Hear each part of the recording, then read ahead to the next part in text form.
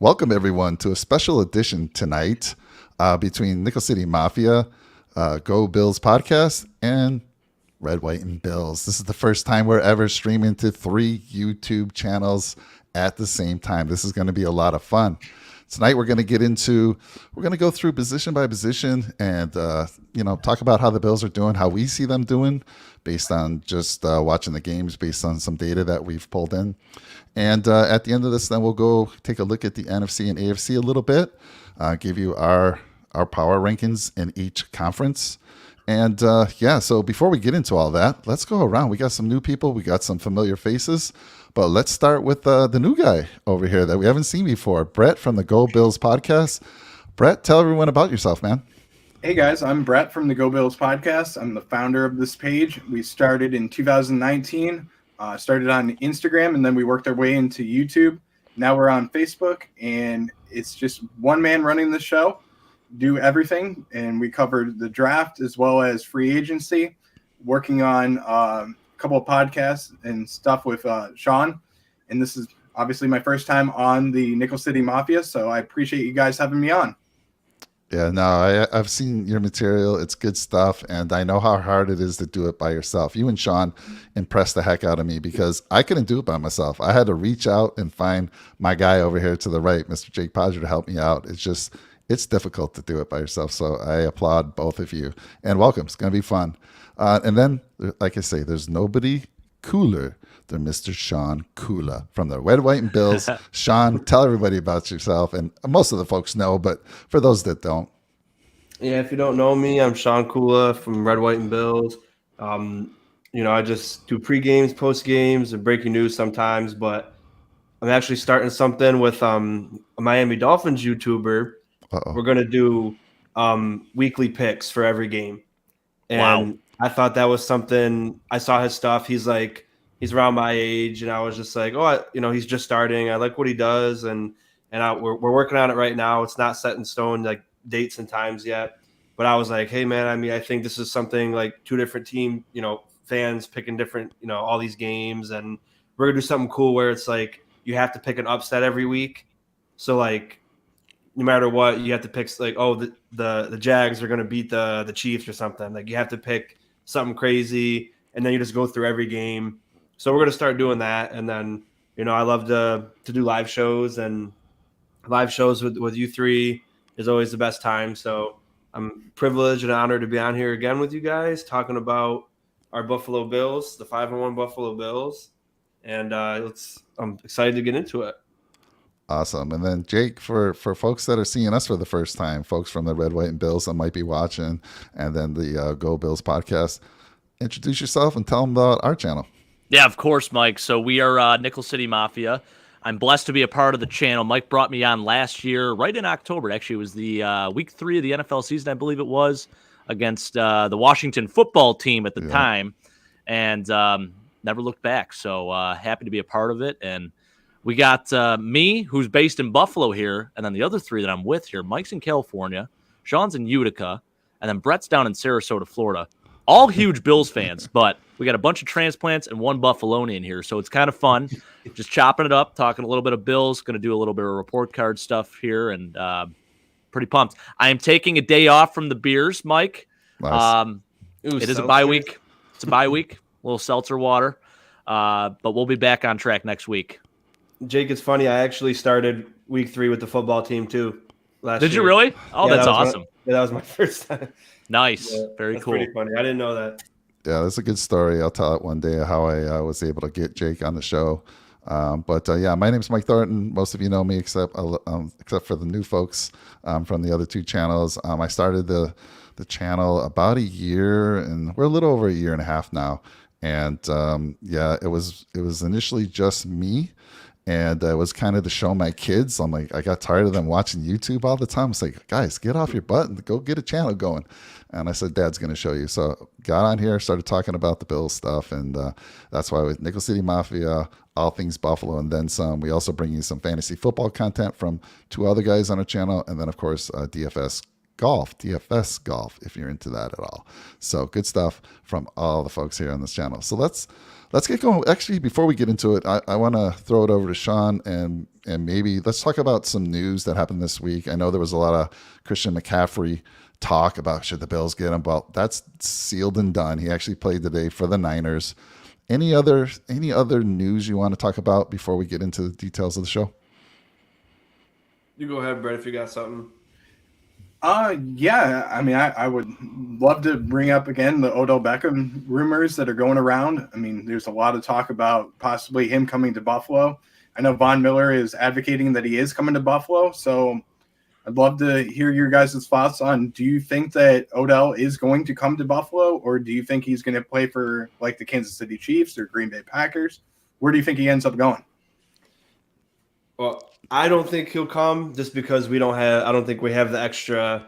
He wants a deal. Apparently he wants a couple years. That's what the Rams didn't want to do. 2 years in a row with the ACL injury. And then he said the deal was, disrespectful to him. And I was like, well, what do you think you're going to get from us? We still got to pay Poyer and Edmonds and Oliver and all these people. So, I mean, unless he's like, well, I wanted more from the Rams because I'm more of a focal point to that offense. But for Buffalo, I'm going to be important, but they're not going to heavily rely on me. So maybe I'll take less money. It's I don't think we will. It'd be cool. It'd be awesome. But for me, I just don't think so. Yeah. What do you think, Jake?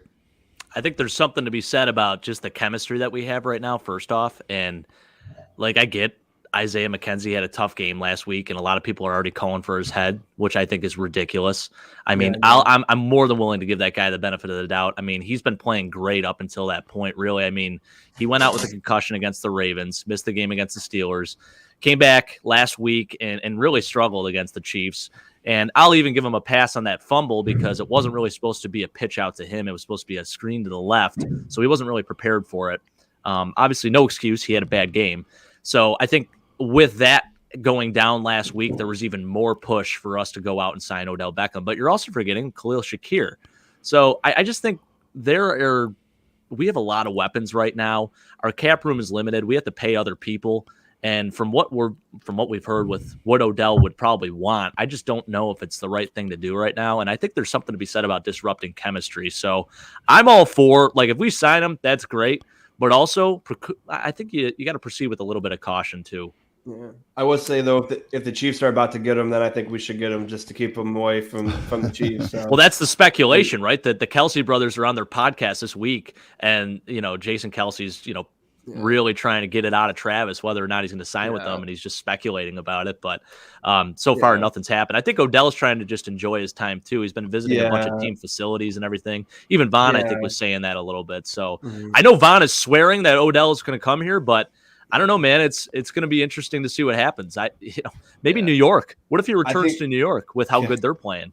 Yeah, I think he really wants to be in LA though. That's just that's just Odell's personality, and nobody really wants to, especially professional athletes. I don't think they really want to live in Kansas City or Buffalo.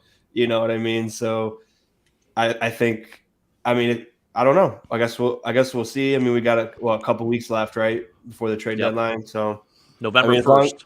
So actually, not that long. If you go to Kansas City, you make a difference, then. But and actually, it wouldn't be the trade deadline anyway, Sean. I mean, it's for other teams, I guess, if they're going to make a move or whatever, then Odell becomes even more of a factor. If you have a team that's wide receiver, needs a receiver, you know what I mean? So, that's a good point for sure. Yeah, and I agree with you, Jake. I don't think OBJ comes over here, especially if I'm hearing what Sean's saying there. And if he's wanting a deal more than just this year, no way that's going to happen. I need to see him on the field. I need to, rent him through the playoffs, see how he performs, and then we'll talk. I'm not going to give you a big deal. I think that's crazy. And I think, like you said, we've already got chemistry. And, if we do sign him, he's going to need to know his role. Is he going to automatically be a starter? I don't think so. No. I mean, is he going to come in and Gabe all of a sudden takes a back seat to OBJ? No, but he could be in on some critical situations where we need to put 3 or 4 wide receivers in there. But again, I don't think it's going to happen. That's just my opinion. But good stuff. And let's go. We'll talk about the trade deadline at the end of this after we get through all the positions and our grades. And we'll talk about trade deadline and maybe who you might want to make a move for, if anyone at all. So let's get into it. I mean, we're going to talk about the big boys up front on the offense, and there's nobody better to do that to start it off than Mr. Sean Kula over here. So talk to us about that offensive line, and in the end, give us your grade, how they've been performing. I'm going to open up another water just for this. Yeah, well, they're kind of the offensive line's kind of where we thought they would be, somewhat middle of the pack. And I mean, they've showed a lot of greatness in the games, especially in pass protection, giving Josh a lot of time to make these throws. But I also think because it's Josh Allen, he kind of makes them look better for some cases. Whereas like if we had Aaron Rodgers or Matt Ryan or Tom Brady, it would look a lot worse than it actually is. But I got some statistics here, some good, some bad. But our pass block win rate, we are ranked 17th at 58%. So that's, basically middle, which, I mean, that's supposed to be what we're the best at. So, I mean, 17th isn't too bad. Definitely room for improvement. And then, I mean, we're still gelling. And Aaron Cromer's going to get these guys ready. And it's 6 weeks in, so I'd be more concerned when it's like week 11, week 12, and we're still middle to bottom 10 of the pack for most of these stats. But then for the run block win rate, we're actually at 68%, but we're ranked 27th out of 32. So it's a higher percentage, but it's very, very, very low as far as all the other 32 teams. And again, we don't run too often, but, I think, as Dion said, we always repeat this, I think with more opportunity given, they could become better run blockers, but it's all about repetition and getting continuity with your line. So if you run 10 times a game and 8 of them are with Josh Allen scrambles, you're not going to be the best run blocking team. But, I mean, that's kind of where, similar to what we were last year. Pass blocking, I'm a little bit surprised. I thought we were a little bit better than that, from the eye's view. But out of 32 teams, we're ranked 22nd overall as, pass and run blocking together. So, I mean, that's not that great. And that's going to be another issue. It was the same thing as last year. What did I say week 1? We're going to go as far as the offensive line takes us. Not even Josh Allen. It's not even how far Josh Allen takes us. It's the O-line. So there's definitely room for improvement. And I definitely think it's gonna happen. It's just, Mitch was out a little bit. Spencer Brown, we're still giving him the benefit of the doubt because of his injury preseason and a surgery. And he's been very disappointing. And then Ryan Bates is, I was the first one to say, let's not be so gung-ho to give this guy a big guard contract when he played 4 good games out of the season last year. Yeah, there were important games, and they were near the tail end of the season, and the line looked better overall. But, we were in a fight with the Bears for him. We gave him, what was it, $5 million a year, $6 million a year almost. And, he's not really playing like that, unfortunately. But he's another guy that works hard, and I think he's going to turn the corner too. And then I got their PFF ranks, all 5 of the starters. Mitch is 19th out of 36. Bates is 51st out of 75. Saffold, who's my biggest letdown so far in the offensive line, 67th out of 75. Dawkins actually dropped. He was in the top 10 for most of the year. He's now 17th out of 73. And then Brown's 57th out of 73. So, I mean, they're all near the bottom except for Dawkins. I mean, I think he had a bad week, which propelled, because PFF, they grade every game put together. So out of the 6 games, they got Dawkins listed as a 17th overall. So he's really good in pass blocking. He's in the green for pass blocking. Run blocking, he's in the 60s with like just above average player. That's how they go about, their percentages. But yeah, I mean, as Mike said, O-line played their best against Kansas City. They did a fantastic job against Kansas City for sure, overall as a unit. And, it's just we can't – it's like they can never altogether play solid football except for, minus Spencer Brown against Kansas City because he didn't have a great game. But as a unit, they play pretty solid. But it's always one person's really good, then Saffold's terrible, Mitch is pretty good, Bates and Brown are terrible, or Bates has a good game, Mitch has a good game, and Doc has a good game. But, I mean, Saffold, guys, I mean, he's got to be the biggest disappointment of the line this year. I mean, to get off topic, not off topic, but to let you guys speak about it, you think Saffold's your disappointment of the year so far for the O-line? Let's start with Brett for that first. So, Brett. I don't think it's necessarily Saffold. I think it's as a group, I'm kind of a little bit disappointed just because, I mean, with Aaron Cromer, the past few times that he was with Buffalo, we had the number one rushing offense in the NFL. So I don't take Saffold being the one that has to take the blame. I think it's just as a group, we're not getting good holes in the gaps for Singletary or the rest of the running backs. So I don't think it's Saffold necessarily. I just think that as a group, it's just nobody's doing a good job. And you got to remember something else, guys. We're going to get Ike Bucker coming back as well.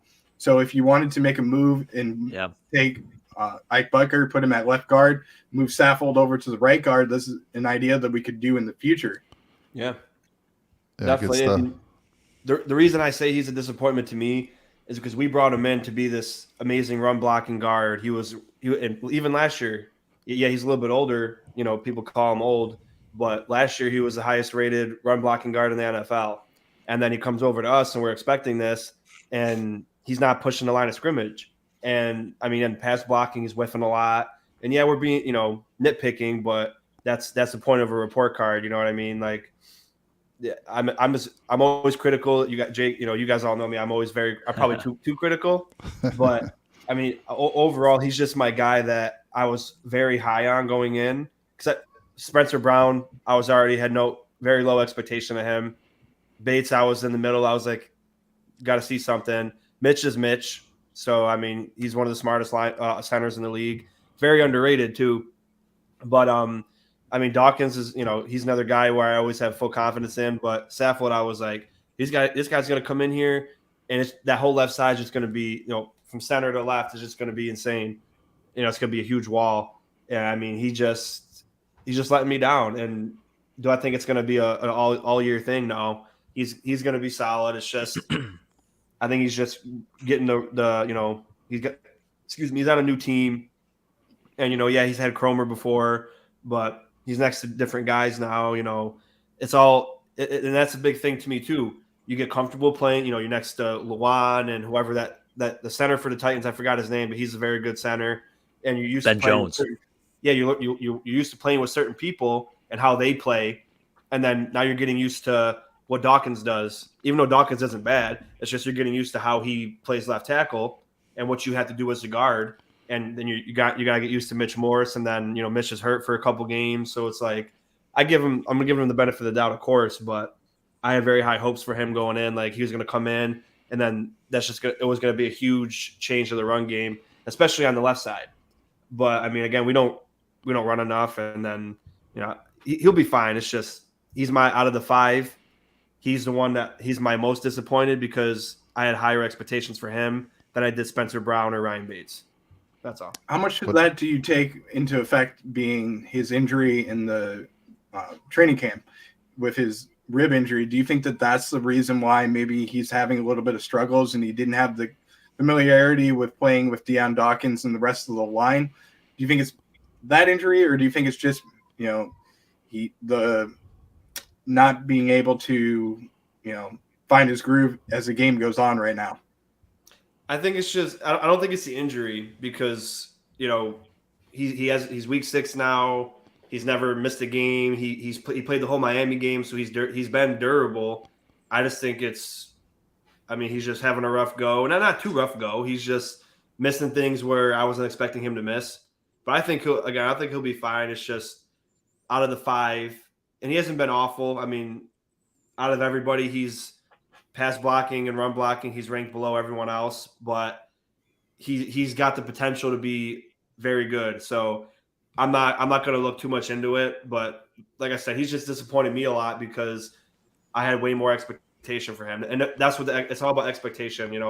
Like, our expectation for the Bills as a team is Super Bowl, so win. So if we go there and we lose, it's not going to feel like it mattered. It's like, oh yeah, we got there again, but. So I think it's all about the expectations as a fan that you set personally. So again, I don't think he's going to be terrible. I don't think he is terrible. It's just he's my letdown, and then Dawkins is my star of the line. He's always going at the best guys, protecting Josh's blind side. Yeah, he gets beat once in a while, but he's good in the run and good in the pass. Jake, did you have any thoughts on Saffold? Yeah, I think Sean, you make a good point. I think the biggest thing is, so this guy's an all-pro from last year, and our expectations coming into the season were like, wow, we got the best run blocking guard in football. And he just really hasn't gotten up to speed. Now, I will say this. He played his best game as a Buffalo Bill last week against the Chiefs, where they had to flip Chris Jones over to the other side because he wasn't getting any penetration and he wasn't making plays. And then the second they switched him over to the other side, that's where you started seeing him a little bit more involved in their defense and making plays and doing all the things that he usually does. So I think it's been a steady incline for him. It didn't start off great for him either. And, the first few games of the season definitely were disappointing. But I think he's going to start trending upward. We're going to start to see why we paid him the money we did and why we brought him in here.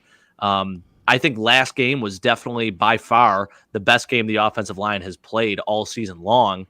Now, there is a point to be said where you can't get in a complete, across the board where every single player plays fantastic, because even last week, you look at what Spencer Brown did. He struggled so much against Frank Clark. Now, I know it's Frank Clark, but even so, it's like, can we just get all 5 linemen to just play a full-on tremendous game? You know what I mean? Like, I think that's the biggest thing, and that's sort of what we're looking for. And again, we're nitpicking right now. I think, again, last week we played by far the best game as an offensive unit, as a line, and to come out and pull off that victory was huge. We showed that we can run block. We showed that we could pass block. On that last touchdown throw that Josh threw, I mean, the protection was incredible. He had all day. And I do think there's also something to be said about Josh's play style.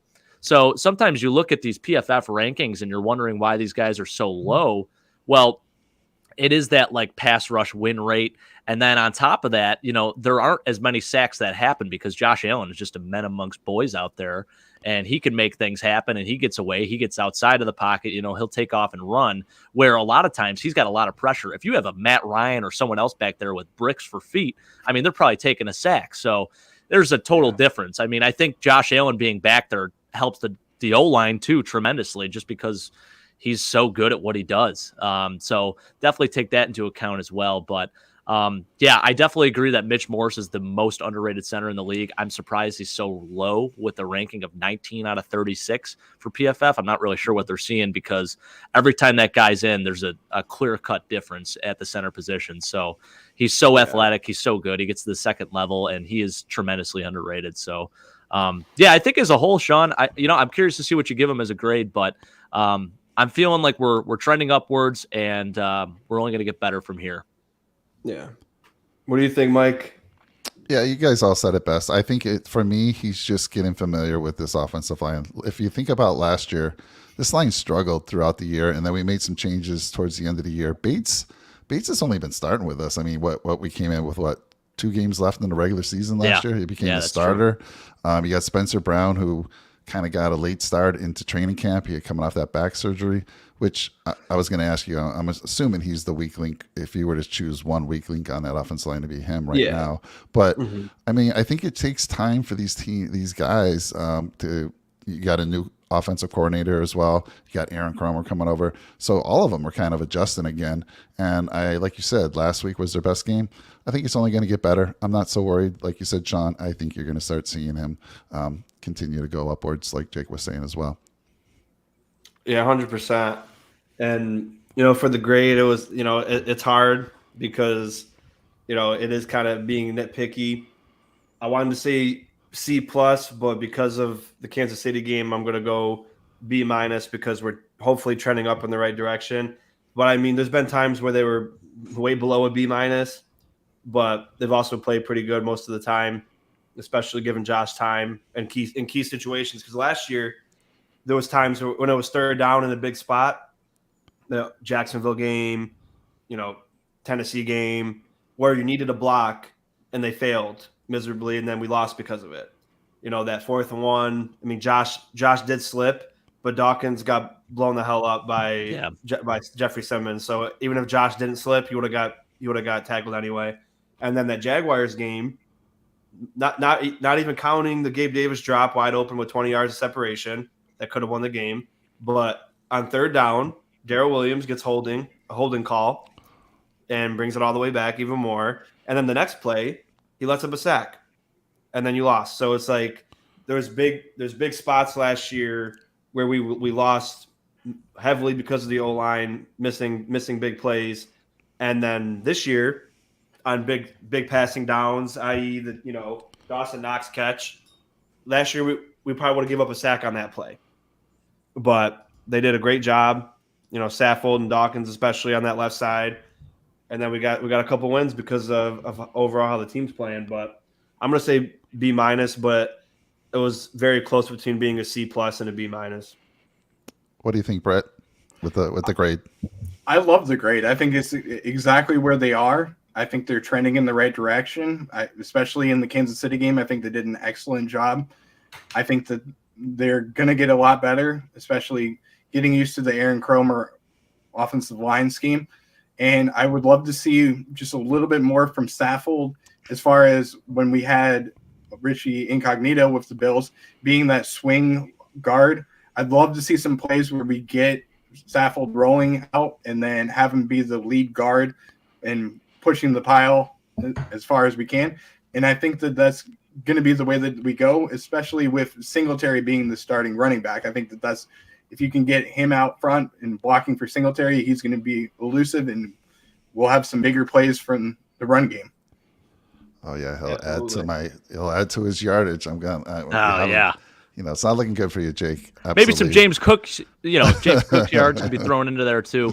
I would say this. I mean, we have one of the most athletic offensive lines out there, and I 100% agree, Brett. I think you gotta start using that athleticism that some of these guys have. I mean, you're talking Roger Saffold. He's super athletic himself. Mitch Morse, how often do you see a center pull? I mean, that's just amazing what we can do with some of these guys. And I would like to see a little bit more of that. We started seeing a little bit during the KC game, and, it was our best running game by a long shot, So it's, I think, it just goes back to what Sean was saying. It's like we can run the football. It's a matter of what the game plan is and, how you use these guys up front.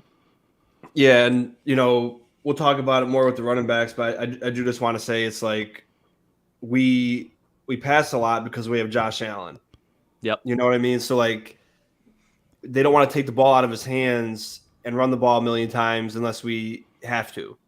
So like I know, people regarding CMC, people wanted him because, Singletary's not the guy, but we just don't use running backs like that, and we're not going to as long as we have Josh Allen throwing the ball like he does and being able to run on his own. If Josh was Aaron Rodgers and couldn't move, if his life depended on it, or if he was 45 years old like Tom Brady, yeah, I understand you want a run game, but Josh is 26 years old and can jump over people and truck defensive tackles that weigh 300 pounds. So it's like we don't really need that run. That's why we pass 90% of the time. You know what I mean? Like that's what we are. That's what the Bills are. Yeah, I think you gave him. I agree with your assessment there, Sean. B-. I think that's more than fair grade there, and I think they're only going to get better as the year goes on and they get used to one another. But yeah, I mean B-. That's fantastic.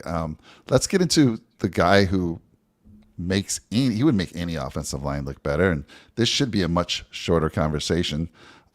Jake, you're next up talking about the quarterback room. I could talk about this for like an hour straight, so I don't know if you want to say it's going to be shorter. This should be quick. Come on. I've been saying every single day, Mike, and I think I'm annoying my coworkers even at this point. So I have a guy that's actually a Patriots fan in the office. I know it's terrible. And every single day I talk about how much I love Josh Allen, and every game he does something that's even more spectacular. And I don't even know how that's possible because everything this man does, it's incredible. I mean, we have the best quarterback in the NFL. There's no doubt about it. He is the MVP of the NFL thus far. And if you say otherwise, I don't know what type of game or what type of football you've been watching. You could maybe make an argument for Pat Mahomes, but we just took down Pat Mahomes. So I think you throw that out the window. I mean, Josh, I'll just read a couple stats here for you too, if you want to be a statistics guy. 1,980 yards. He's averaging 330 passing yards a game, 17 touchdowns, 4 interceptions. And I'll put an asterisk next to a few of those interceptions. A couple of those were drop passes that turned into interceptions. I think 2 of them were specifically. Yep. The other 2 were kind of tough, but hey, it happens every once in a while. He's just trying to make a play.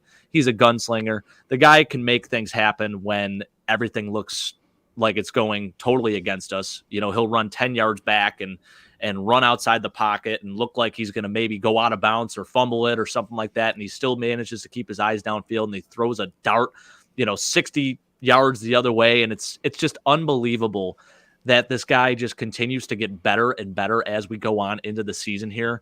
And then the cherry on top was last week when he hurdles Algerius Sneed. Or it was Justin Reed. It was Algerius. Was it Algerius the year before? I think it was Sneed last year. And then yeah, it was. You're right. It was Justin Reed this year. Yeah. So, again, I mean, I just don't know how he continues to do it, but he finds a way. He's the greatest thing to ever happen to this franchise. And I don't care who – you could put him up against any Bill in the history of this franchise. I don't know if there's ever been a more exciting player. I mean, OJ was exciting, Mike. Jim Kelly was exciting, but this is a different type of exciting for us. I mean, he's at the quarterback position. He's a man amongst boys. Every single game, he does something to basically just show the other team that he's better than all of them. And I think I read a stat. He would be 6th right now in total offense, as a human being in total offense compared to actual full NFL teams or something like that. I know he has more total yards than the entire Chicago Bears. I could tell you that, which is insane. It's just incredible. He has more yards than 25 different teams right now. Okay, that's what it is. Yeah, so I was right. That's including the Bucs. Yep. Wow. Yeah. So I don't know how you can even make an argument that anyone else is the MVP of the league. I mean, this guy just, again, continues to do it on a week-by-week basis and just turning the whole league upside down. It's amazing. I'm just at a loss for words, honestly, at this point, because it's incredible. A++++. That's my grade. Before I throw it over to Sean and or Brett on that, I think they're going to agree. But before I do, got to say hello to the folks on the channel there. We got Big L out there. Tom, good to see you. Kenny, and Mike Hart. Good to see you guys out there. And I know there's some others. Don't be shy. Interact with us. We want to hear where you're from. And, we love meeting new folks. So we appreciate you. And if you're new to the channel, please give all our channels a like, comment, and smash that subscribe button for all of us. We greatly appreciate it. So let me throw it over to you, Sean, real quick. Is there any doubt A+? Do you have any difference of opinions? By the way, also in the channel, please give us your grades as well as we're going through it. So we gave the offensive line a B-. Jake's given the quarterback an A+. Throw your grades out there as well. Sorry, Sean, you're next. No, I was actually going to say the same thing before I started anyway, so you read my mind. But, obviously he's the runaway MVP. What's bothering me is people are still saying Jalen Hurts is up there, even though he's got 4 touchdown passes and 4 rushing touchdowns. And it's the only thing I'm thinking of, last year, Tom Brady smoked Aaron Rodgers in every single quarterback statistic, and Aaron Rodgers still won the award. And I'm thinking if the Eagles go 16-1 or 15-2 and we go 14-3, that they might pull some dumb crap saying, oh, well, they had a better record, even though Jalen Hurts had 30 less touchdown passes and he rushed for 1,000 yards. So that's the only thing I'm concerned is I think that eventually they're going to try to pull some BS on Josh and be like, yeah, he didn't deserve it because Jalen Hurts led a team to a 16-1 season and all this bogus stuff. But he is by far and away the best quarterback in the NFL this season. Mahomes is the second, obviously, but I'm not saying Allen surpassed Mahomes because Mahomes still has the hardware. But as far as play goes this season, an MVP, Josh Allen is the runaway, and he's already got the MVP tiebreaker as well as the team tiebreaker over the Chiefs and Mahomes. So I don't think it's even close with Jalen Hurts. Jalen Hurts can't throw the ball like Josh. He can't make reads like Josh. He can run the ball, but, you got to be able to pass too. But, yeah, Josh, he still doesn't have a ceiling yet. We still don't even know what it is. So that's just the beauty of it. I'm enjoying the ride. I don't care that he's hurdling over people and bodying D tackles and linebackers. He's going to do that for as long as he can, and then he's going to evolve even more. So that's the thing about Josh. He's always evolving to a point where we still don't even understand when he's going to stop evolving. So, I think Stephon Diggs makes a better case for MVP than Jalen Hurts. Yeah, you can. You could say that. Yeah. You could say that for sure. We got Big L saying the line, he gives him a B, quarterback A++. Look, do we have to come up with a new grading scale for Josh Allen? I mean, A+ is the top of the scale, but you guys are throwing out a plus, and maybe we're going to have to go plus. I don't know. And then Tom, I know S, back in the day, there was some schools that gave you an S for satisfactory or a U. They didn't like to give you the A, B, C, or D, or F. So translate that S to me for me, please. Let me know what that translates to. Sean, I'm sorry, did you finish up? Are you good? Oh yeah. I mean, I don't, like you said, it's an easy topic. Yeah, A+ for me, and then Brett. I mean, you said it best. I give him the satisfactory award. I mean, he's got it for me. Like you said, you have to have a new scale based off of him, and I think it should go based off of how many people he's hurdled. So that has to be the scale right there. Yeah. And right now, he is at the top of the list. He's on the Mount Rushmore. He's going to be the MVP this year, in my opinion. I don't think there's anybody that's in the same category as him. I mean, this is, like you said, the best thing that has ever happened to Buffalo. I got my Josh Jags. I'm so happy to get them. Nice. I mean, I'm thrilled with that. They're coming in on Amazon right now. So happy with that decision to get them. And I mean, there's nothing more we can say about him. He's an A+, and he'll be an A+ for as long as he is in Buffalo, in my opinion, because he is the best thing that's ever happened to Buffalo, and he represents the city very, very well. Guys are hurting me. Back in the day, my boy Kelly was the best thing. And you guys have all good arguments, but so I'm not going to dispute it right now. Maybe another day. It's just different, Mike. It's just different. It is different. I know. Yeah. And Tom says his S is an A+. He's giving everyone an A+, so I love it. I don't blame you. I could easily say that. And again, that would make my job really easy. I just came on the show and just said A+ for everybody, and I could get away with that. You could literally get away with that based on how the Bills are playing. So agree, A+. Not much more to say on that. I owe all of you guys Josh's Jacks, by the way. Sean, I know we talked about this like a month or so ago. I still have to. I have a box actually. I haven't shipped it out to you, so I do have it. One so I can eat, and then another that I can keep, and then I'll pay you. I got you. Brett, I could do the same for you, man. Don't worry about Amazon. I could ship it down to you. No, I appreciate that, man. They got them at Wegmans. I mean, you walk in, they're everywhere. Mike, same to you, man. If you need some, just let me know. I do want to get the Josh Allen coffee for a coworker. He's big into coffee, and I've been joking with him. I think it was you who showed me that they had coffee for Josh Allen. Isn't that awesome? That's pretty funny. Yeah. All right, good stuff. Let's get into the running back room, and we're going to throw it over to Brett because he's been doing a lot of research on these running backs. And let's go, Brett. Talk to us about the running back room. Well, to start the season, I would say that they were very disappointing in the first 2 weeks of the year, and then they finally came on. Singletary had a big game in the Miami game. He had 9 receptions, led the team in receptions, had 78 yards and 1 touchdown. And I think that he is the unproven member and obviously the number one running back in the system that we run. I've been very disappointed in what I've seen out of Zach Moss, who was inactive last week, and what I've seen out of James Cook.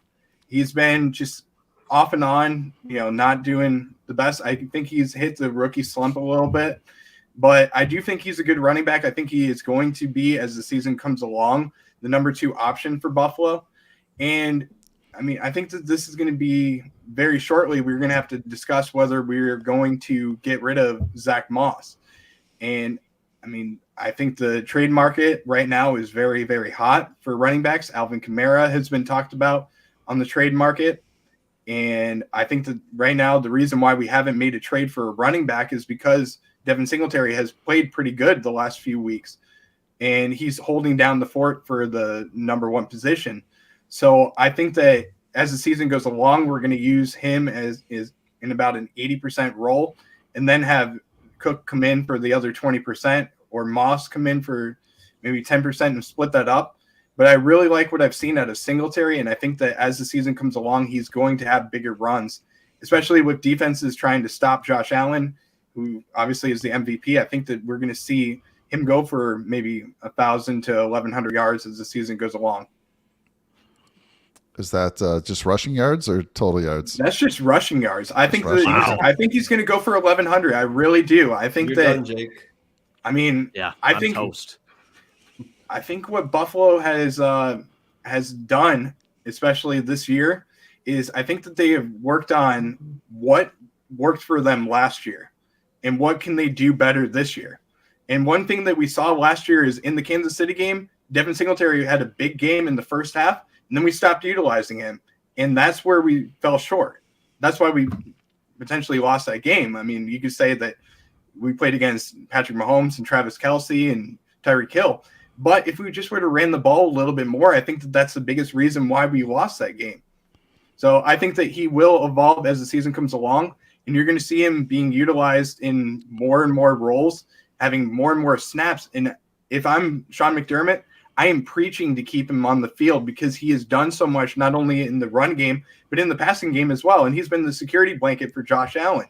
Yeah. And I think Josh, I mean, going off script a little bit, Josh has looked different from the past years where he's trying to throw the ball down the field as much as possible. And now he's relying on that check down, and he's looking for a Singletary as well as the little check downs to different receivers as well. So I think he could go for 1,100, rushing yards and have a really good season. Yeah, I'm loving everything you're saying right there. Jake and I, again, I say this every show. We have a bet. I said that Singletary would have more total yards this year. He took Cook, and there's a big dinner on the line for this. And right now I'm feeling very comfortable, and I'm already starting to look at plane airfare back to Buffalo. So I'm going to get that ahead of time so I can enjoy that. But anyhow, Jake, let me throw it to you real quick about that. First of all, sorry, why don't you give us your grade there? So my grade for them as a group, I mean, I would say, first of all, and I'm not including Reggie Gillum in this group. I'm just going to include the running backs, and then I'll go with Reggie Gillum. I think the group as a whole is about a B right now. I think that they have a lot of improvement coming their way, especially with the offensive line opening up holes for them. I think that they will become A- by the end of the year. Wow, cool. I love that. And then what do you think about Gilliam? As far as Gillum, I love what I've seen out of him as a whole. I know that Jake and I were talking behind the scenes, and we talked about him. He told me to give him a good grade, so I'm going to give him a good grade. I like what I've seen out of the passing game from Gillum. I really do. I think that he is going to be another asset for this offense, and he is an athletic fullback. He looks really, really good, and he's evolved in the offense this year. As far as the blocking, I really like what I've seen out of him as well. He's had some pancakes this year. I know that we probably don't really see that much from a fullback, but he has a few pancakes, and he has a very good role in this offense. So I'm going to give him an A as a whole. I think he's done a really good job, and I think he is the reason why more holes and more runs are going further for the Bills' offense.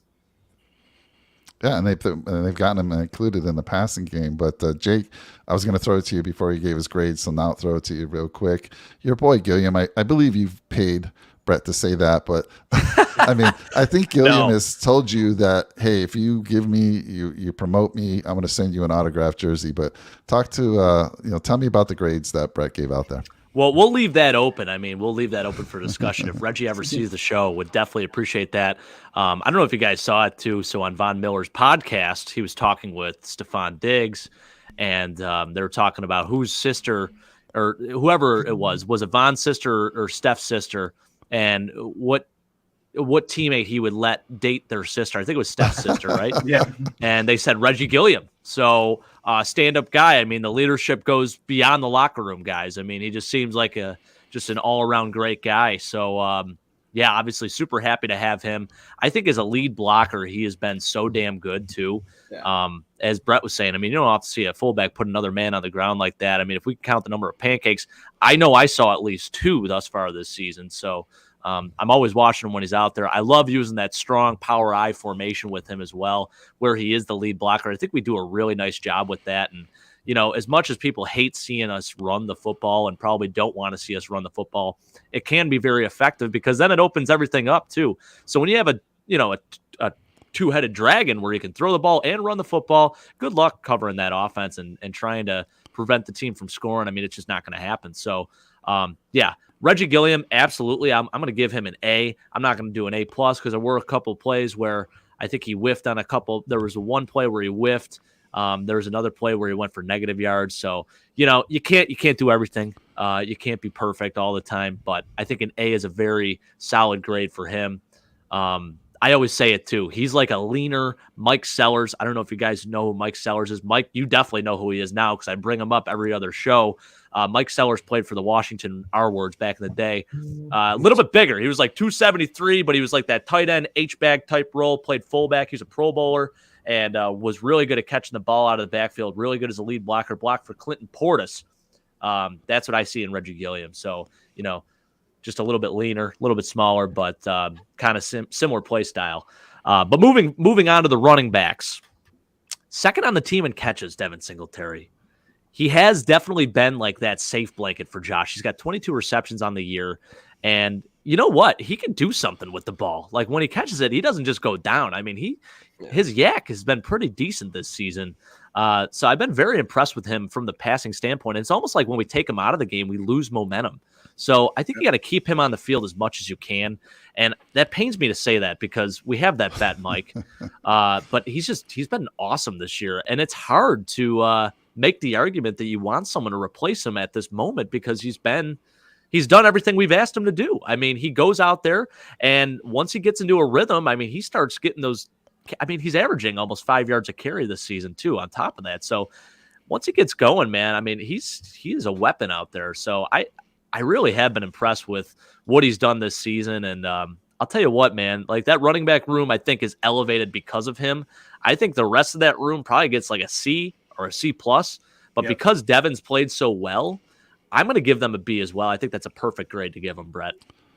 Awesome. Let me throw it to Sean because there's nobody else who loves Motor as much as I do than Sean. Sean is a huge fan. Ever since we met him, we've been talking Motor. Talk to me, Sean. Yeah, well, so Reggie, I'll get that out of the way quick. He's an A for me because of his blocking ability, and he's able to line up as a tight end and a receiver and a fullback. So he's just very versatile, and there's not many fullbacks in the NFL anymore. And I think you need that. I think you need that to be a dynamic team, and we got it.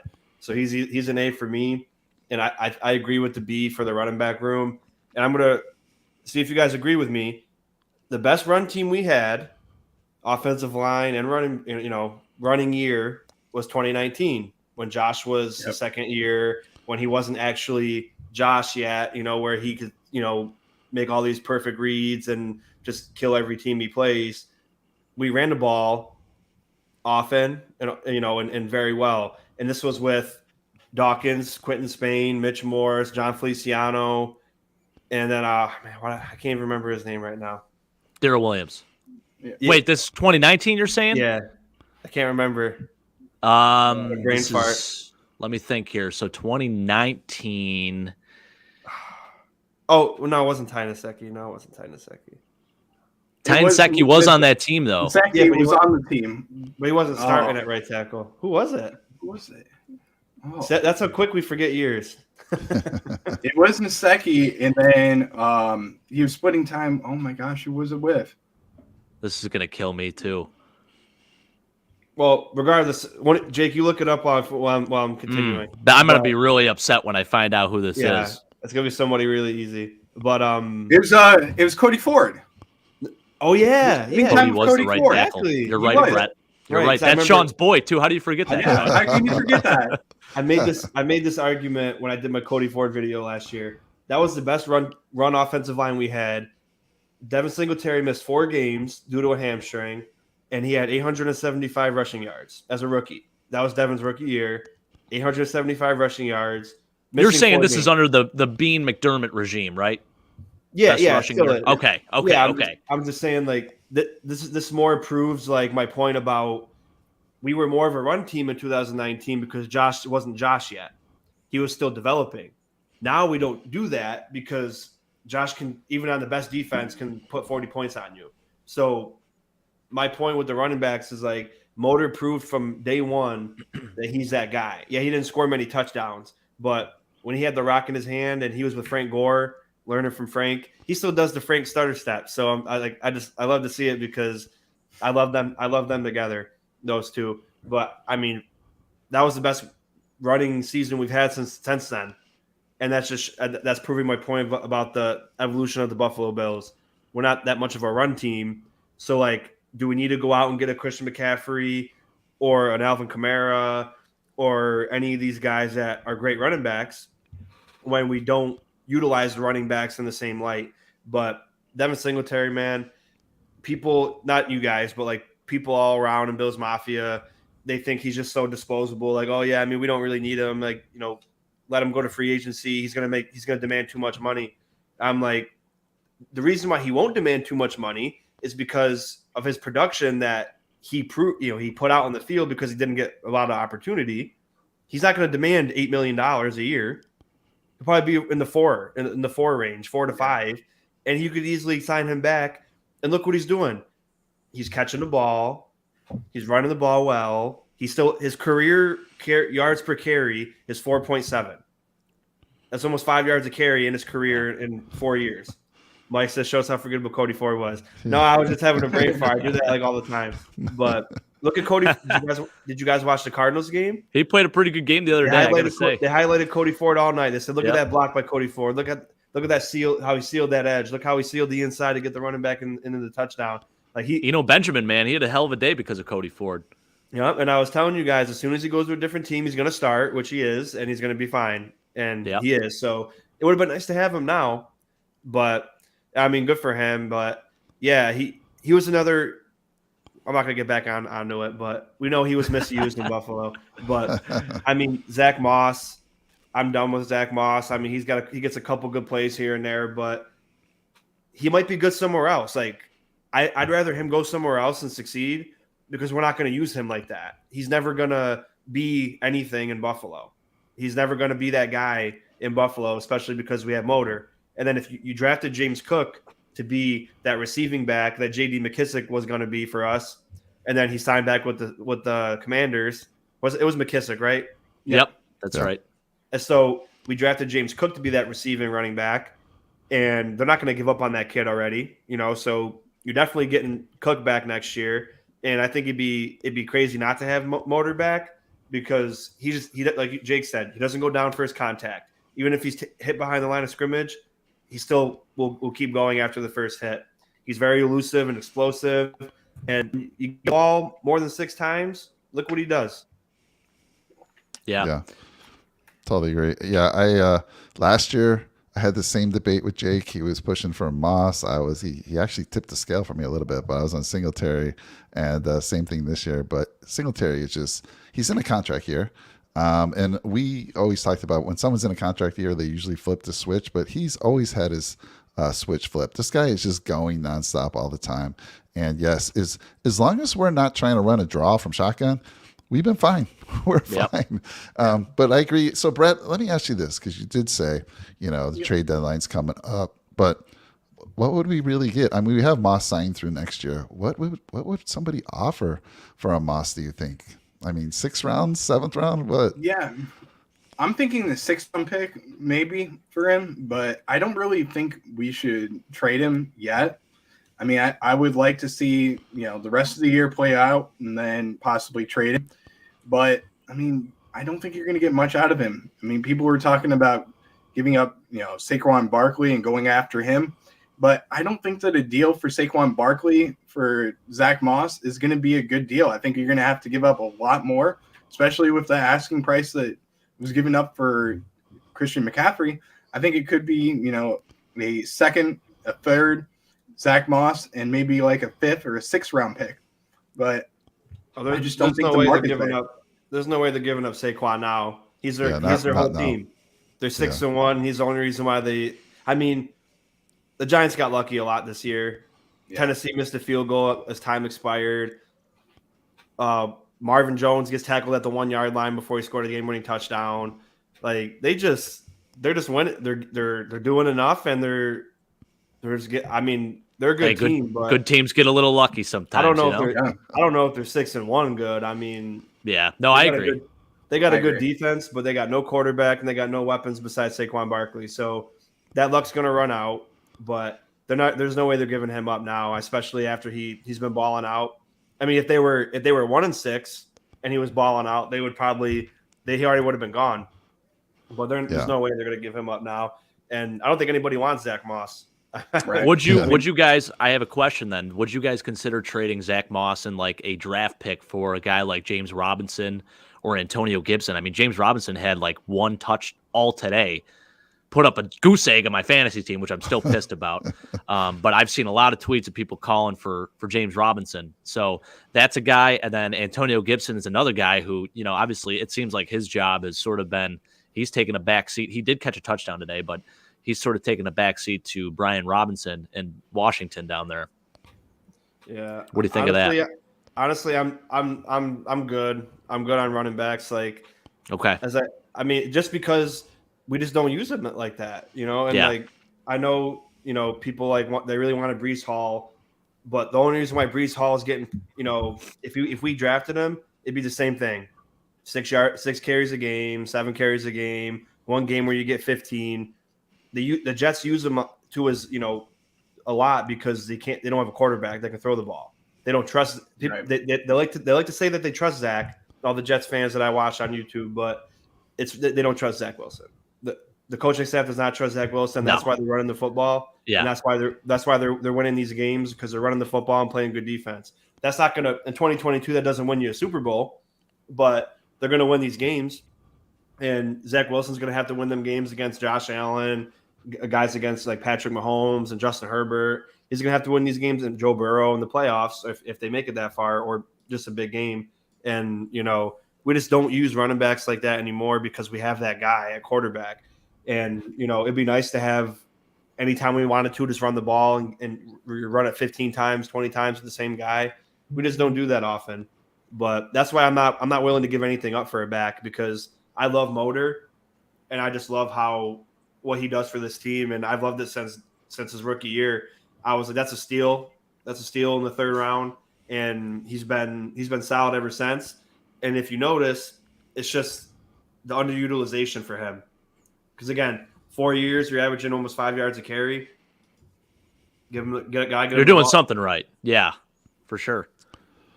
Yeah, I agree. You guys know I love Motor, so you guys said everything there is to be said here. Let me just go out in the channel here. We got Midnight Strikes Back. I like the name. First time I'm seeing you there, Midnight. A lot of mediocre football being played by mediocre teams. Bills and Chiefs, cream of the crop in the AFC. Absolutely agree. We've talked about that many times, man. Some of these primetime games have been a struggle to watch.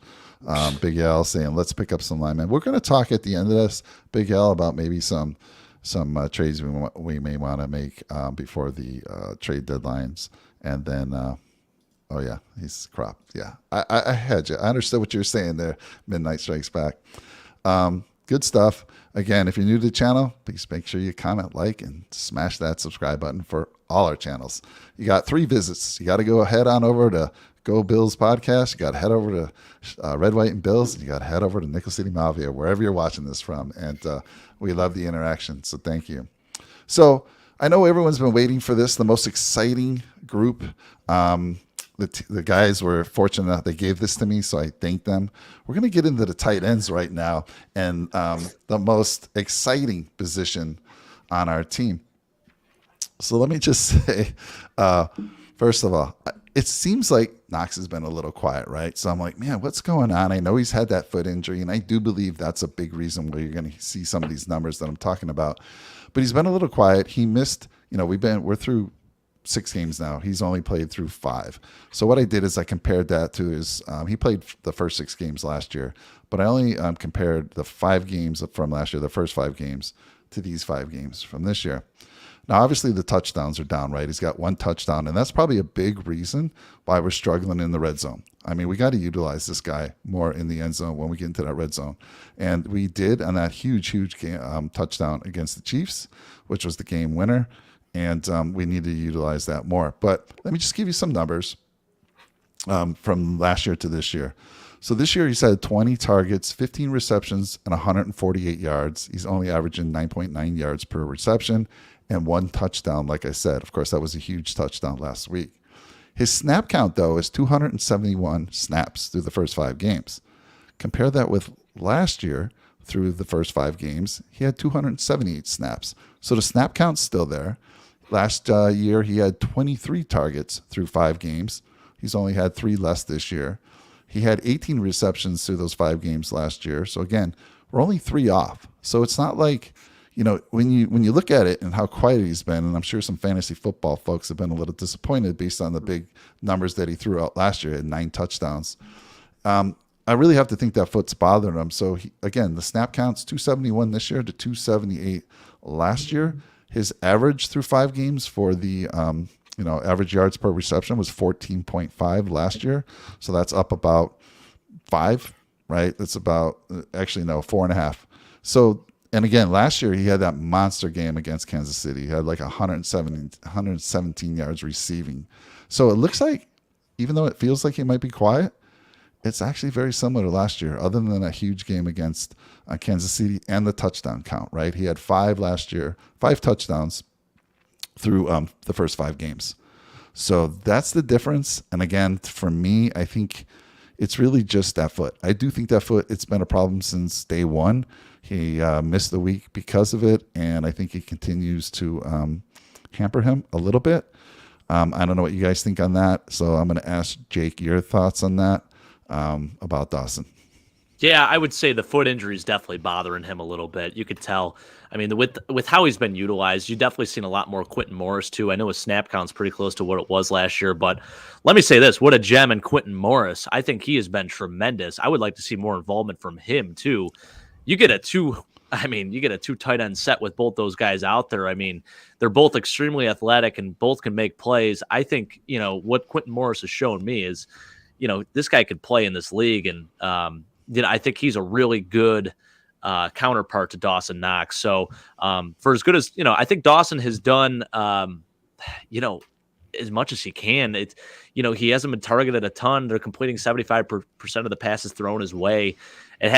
There haven't been like drops or anything like that, or any major mistakes by him. I think in the blocking game this year, he's shown how good of a blocker he is more than anything. So you could even say that. I mean, as a blocker, I think he's come a long way. So he's just being utilized in different ways. And I think there's going to be more involvement as we go here and as he gets more healthy. But I do think the foot definitely has been bothering him a little bit. You can definitely tell.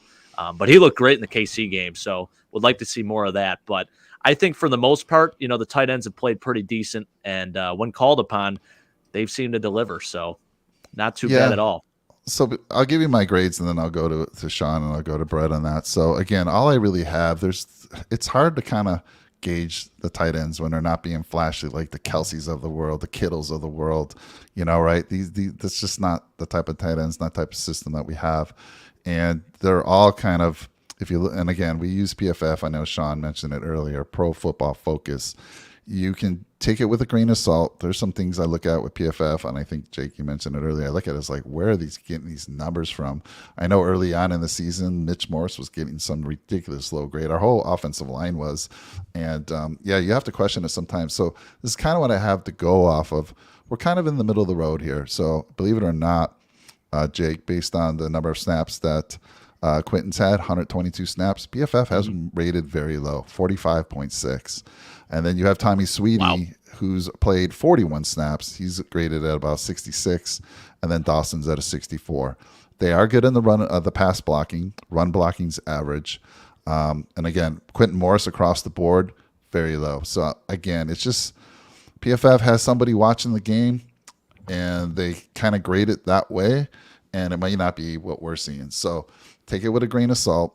For me, the tight ends, they're not flashy. They're getting the job done. I can't think of any, like you said, Knox in the past has had problems with dropping easy catches. Haven't seen that yet this year, right? Haven't seen that. And having that he had a couple huge catches actually in the game against Kansas City. And again, made a nice catch for the winning touchdown. I'm a little bit older guy, and I'm a little bit harder old school grading. But based on these numbers, they're above average. I'm going to give them a C+, guys. I'm going to give them a C+. So I think that's fair. Let me throw it to you first, Sean, about that grade. Yeah, I mean, I think you're right, more than right to say that, and not that Knox has been bad or anything, but he does seem like a little bit held back by his foot. But he's going to be a really important piece to this team later in the season. He's going to make some big plays, and like Jake said, he's improved his blocking, incredibly. And I wasn't really high on Quentin Morris because I was like, man, we gave away OJ Howard. OJ Howard. He got 2 touchdowns the first game of the year. I was like, I messaged Mike and I was like, well, there we go.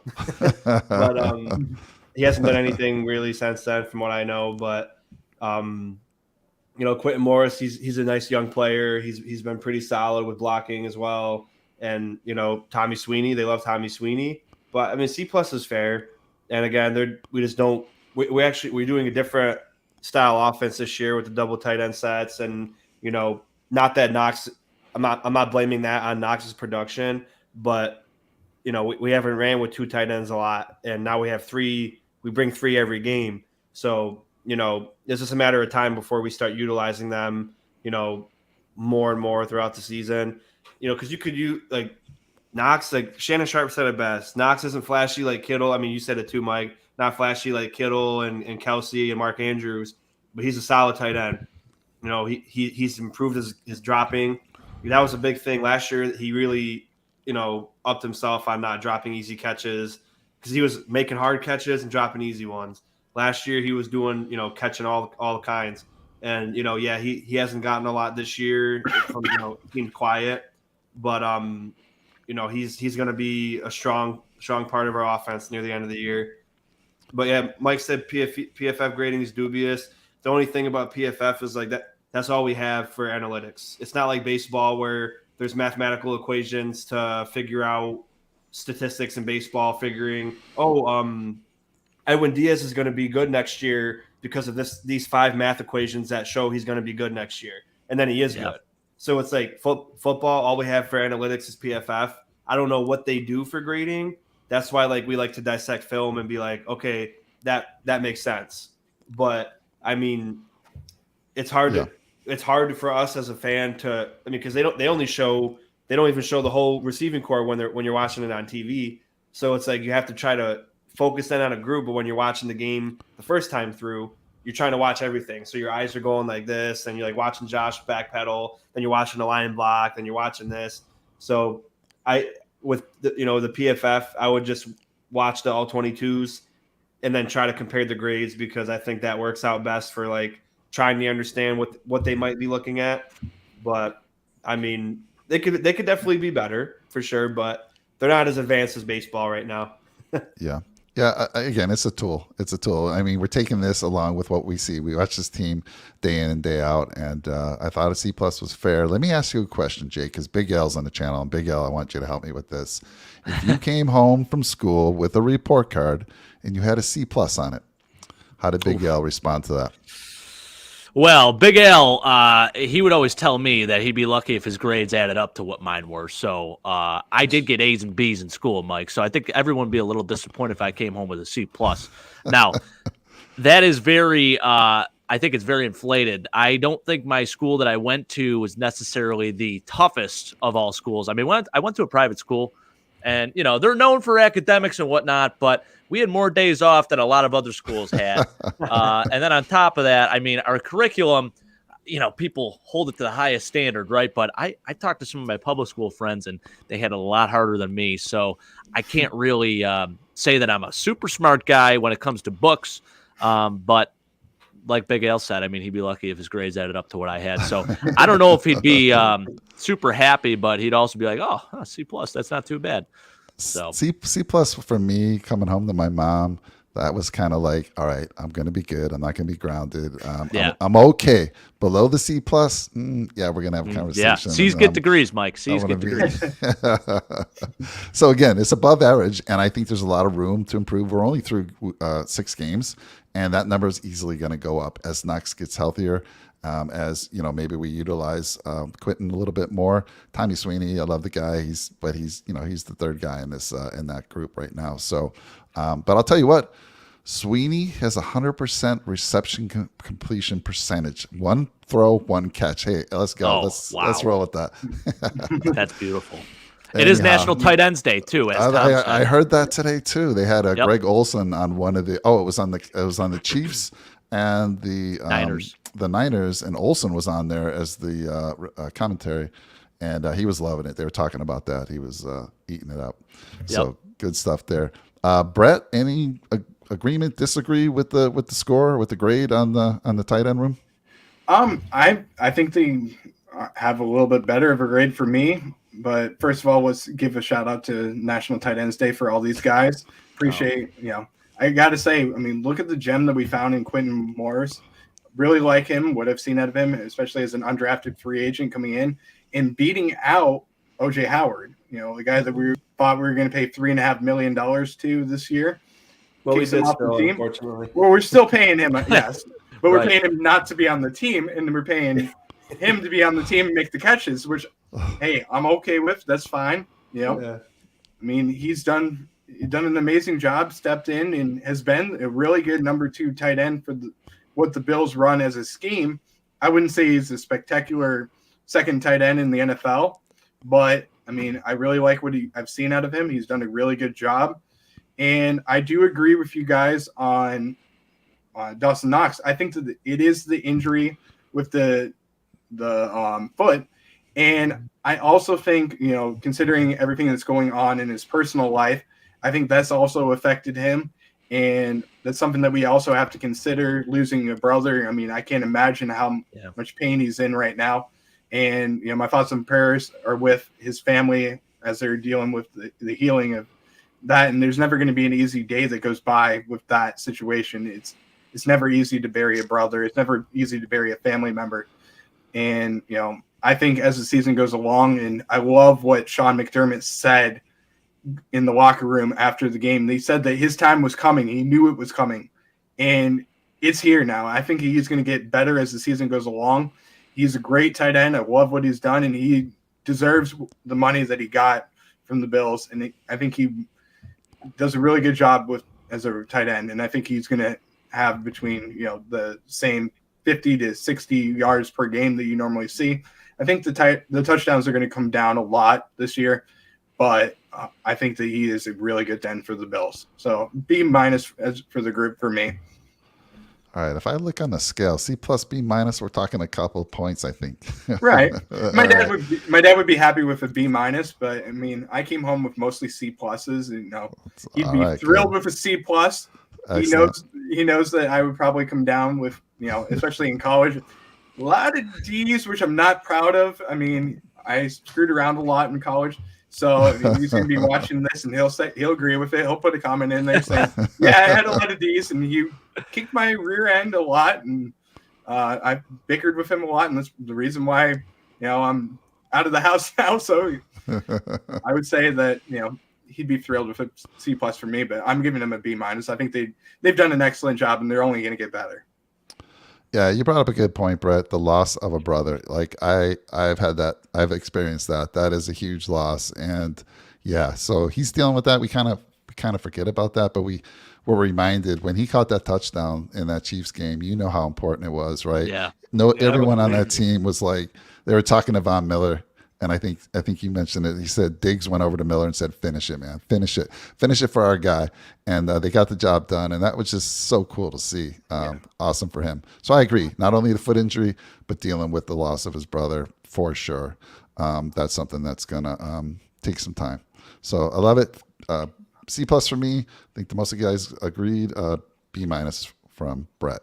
So let's roll here. Let's roll into not quite as exciting as the tight ends.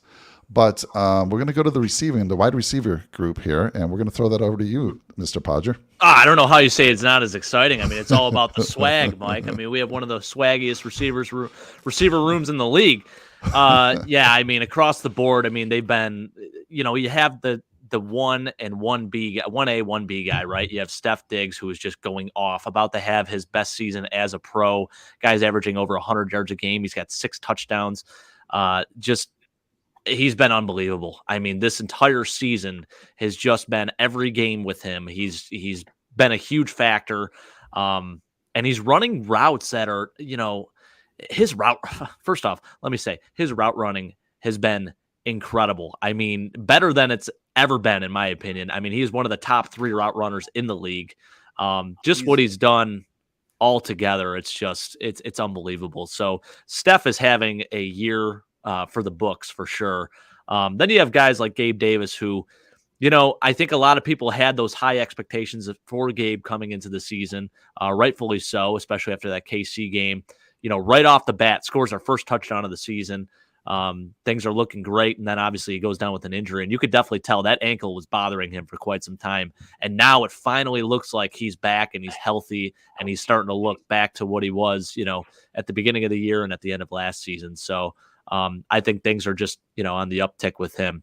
Now, I think the biggest question right now is what we're doing with the slot position. So we brought in Jamison Crowder, and I think people were pretty high on him. They thought he was, obviously a younger and faster Cole Beasley, and he would sort of operate in that same manner where he would take a lot of those reps at the slot position, and Isaiah McKenzie would sort of fall back and be that slot/gadget guy that he's always been. Obviously the preseason, Isaiah McKenzie really showed up and took over that spot sort of. And of course, Jamison Crowder, he only had a couple catches, then he goes down with an injury. He has a broken ankle, so he's done for the year. And Isaiah, I thought played extremely well right up until he got the concussion. He comes back last week, and he obviously just did not look, he looked totally out of place. He didn't look like he was himself at all. So I'll give him the benefit of the doubt, as I said earlier on in the show. And I think a lot of people are already calling for his head, saying, he's played terrible, this, that, and other. They forget about all the big games he's had, even dating back to last year against New England. I mean, he had a tremendous game against them. I thought, during the regular season thus far this year, he's done a really nice job. He seems to always find a way to get in the end zone, which is extremely important. So I think he's going to rebound and he'll be okay. Now, I think the one thing I want to definitely see more is Khalil Shakir. As my dad said, he's just getting started. I think every single time that guy touches the football, he makes a play. He makes a big play. He's very, every single time he touches the football, it's a positive play. So I would definitely love to see more involvement from him. I think as a whole for the receiving unit, I'm going to give them a B+ just because there were a couple of tough drops and, there are a couple plays, couple mistakes where maybe things could have went the other way. But I just think, Steph's play has been so good. I think we just need to see from the slot position, we need to see that level of full-on consistency, which I think we're going to get to. It's just a matter of who's going to take that next step, whether it's Khalil Shakir or Isaiah McKenzie. What are your thoughts, Sean? Well, I'm struggling. It's either A- or B+. And with McKenzie, speaking of him, he's actually not counted. If you don't count Motor, actual receivers, he's our number 2 receiver as far as receptions and yards, or maybe not yards, but as far as reception goes, he's a number 2 receiver. And, Gabe Davis is just incredible. His moves, his big play ability, his is catching insane. ability, his big play ability, his burst, like it's all there, but it's like, Gabe, you're the number 2 and you got like 12 catches this year, man. Like you got almost as many drops as catches. They don't really need to give him the ball, force feed him the ball, but he's going to start, his production will go up. But I mean, they said Tyreek Hill, they said he was on pace to break Megatron's record this year, and Diggs is only like 50 receiving yards behind him. So you could argue, obviously, that Diggs is also on pace to breaking Megatron's record. So that's just insane. That, I mean, yeah, it's an extra game, but Diggs is Jake, I agree. Diggs is by far easily top 3 route runner in the NFL. It's insane just watching him release, and oh my gosh, it's a thing. It's a work of art. And Shakir's coming to form. McKenzie's good. He had a rough week, but he's done a lot for us. And when his number's called, he usually answers. So I definitely don't want to call for his head after that game. But his number, when it's usually called, he'll be fine. And then Crowder's out. He's done. We'll see about Kumro when he gets back. But I mean, I still want to see a little bit of Hodgins too. I mean, with the opportunity of having the chance to play, I want to at least see them try to get him more involved and his snap count go up a little bit. But and maybe it will against the Packers because we should blow them out. So, Mike, you got a little bad friend in there that I see that. I see that. You guys should check that out. Yeah, right. But Wow, spamming the hell out of but that. Dunzo. anyway, yeah, I mean, Wow. I think it's fair to say B plus, and the only reason why I say A minus is just because we've been so explosive, and part of that's because of Josh, obviously, but with Gabe's big plays and Diggs, Diggs just been incredible. Shakir's coming to form. McKenzie's been pretty decent, as you said, Jake, and Crowder, when he was in, he wasn't targeted a lot, but he made plays when he was called to. He made big third down catches. He may call one pass a game, but it was always a big play. And oh man, it was just so frustrating because I think we just didn't use him properly when we had him too, because he's so fast. Like we could have did jet. We haven't really done jet sweeps this year either. Yeah. So I think that's something that will come. I think that's more of like what they're saving, even though everyone knows we're going to do it. I think it's something they're saving to eventually bring out when we need to. But Right. when you had Crowder, McKenzie, even Shakir now, we got a lot of speed on there. We got to try to utilize it a little bit. But I mean, this receiver group is going to be great. And, I'm excited to see Shakir grow into form. And I think Gabe Davis, hopefully he's done with the injuries. Hopefully he's every year it seems to be his ankle, but hopefully the rest of the year, he's fine, because he's a big piece of this offense. Yeah, I agree with the grade. Midnight said OBJ could fill that role. Yeah, it's possible, but I don't think he would have a problem gelling with the team, because I don't think Josh doesn't force feed. I know if he was going to force feed someone, it'd be Diggs, but he doesn't feel that pressure that I have, like Tua. They have to give Tyreek Hill the ball, or he's going to be pissed off and want to leave. You know what I mean? So, and they've already talked about that. Like Tyreek Hill's been kind of acting that way already. So, they force feed him a lot when other things are open to possibly score, and they're worried about force feeding Tyreek Hill. But OBJ could be a good piece. But like I said, I like what we got with McKenzie and Shakir. Definitely won't hurt to add another piece like OBJ, because you never know. We had an early bye week. We had a very early bye week, so who knows how beat up we are down the line. We might need someone like OBJ. Yeah. And, I think, getting off topic quick before we continue, I usually don't like getting bye weeks for playoffs, because you could be hot and then you get a week off and then you go play a team the next week who won the last 6 games of the year to make the playoffs, and then they won their first playoff game. And then you got to go play them when they're on a hot streak. But this year, I think it might be really in our best interest, because we had an early bye week. We've been beat up really bad this year already. So maybe that first round bye might be beneficial to us, because, there's 11, 12 weeks left in the season. So that's basically a whole season left. So it might be nice to have the bye week. Yeah. Okay. I agree with the grade. Brett, is there anything you wanted to touch on as well? I mean, I agree with the grade. I love it. I think that I'm going to give a shout out to UCF's Gabe Davis.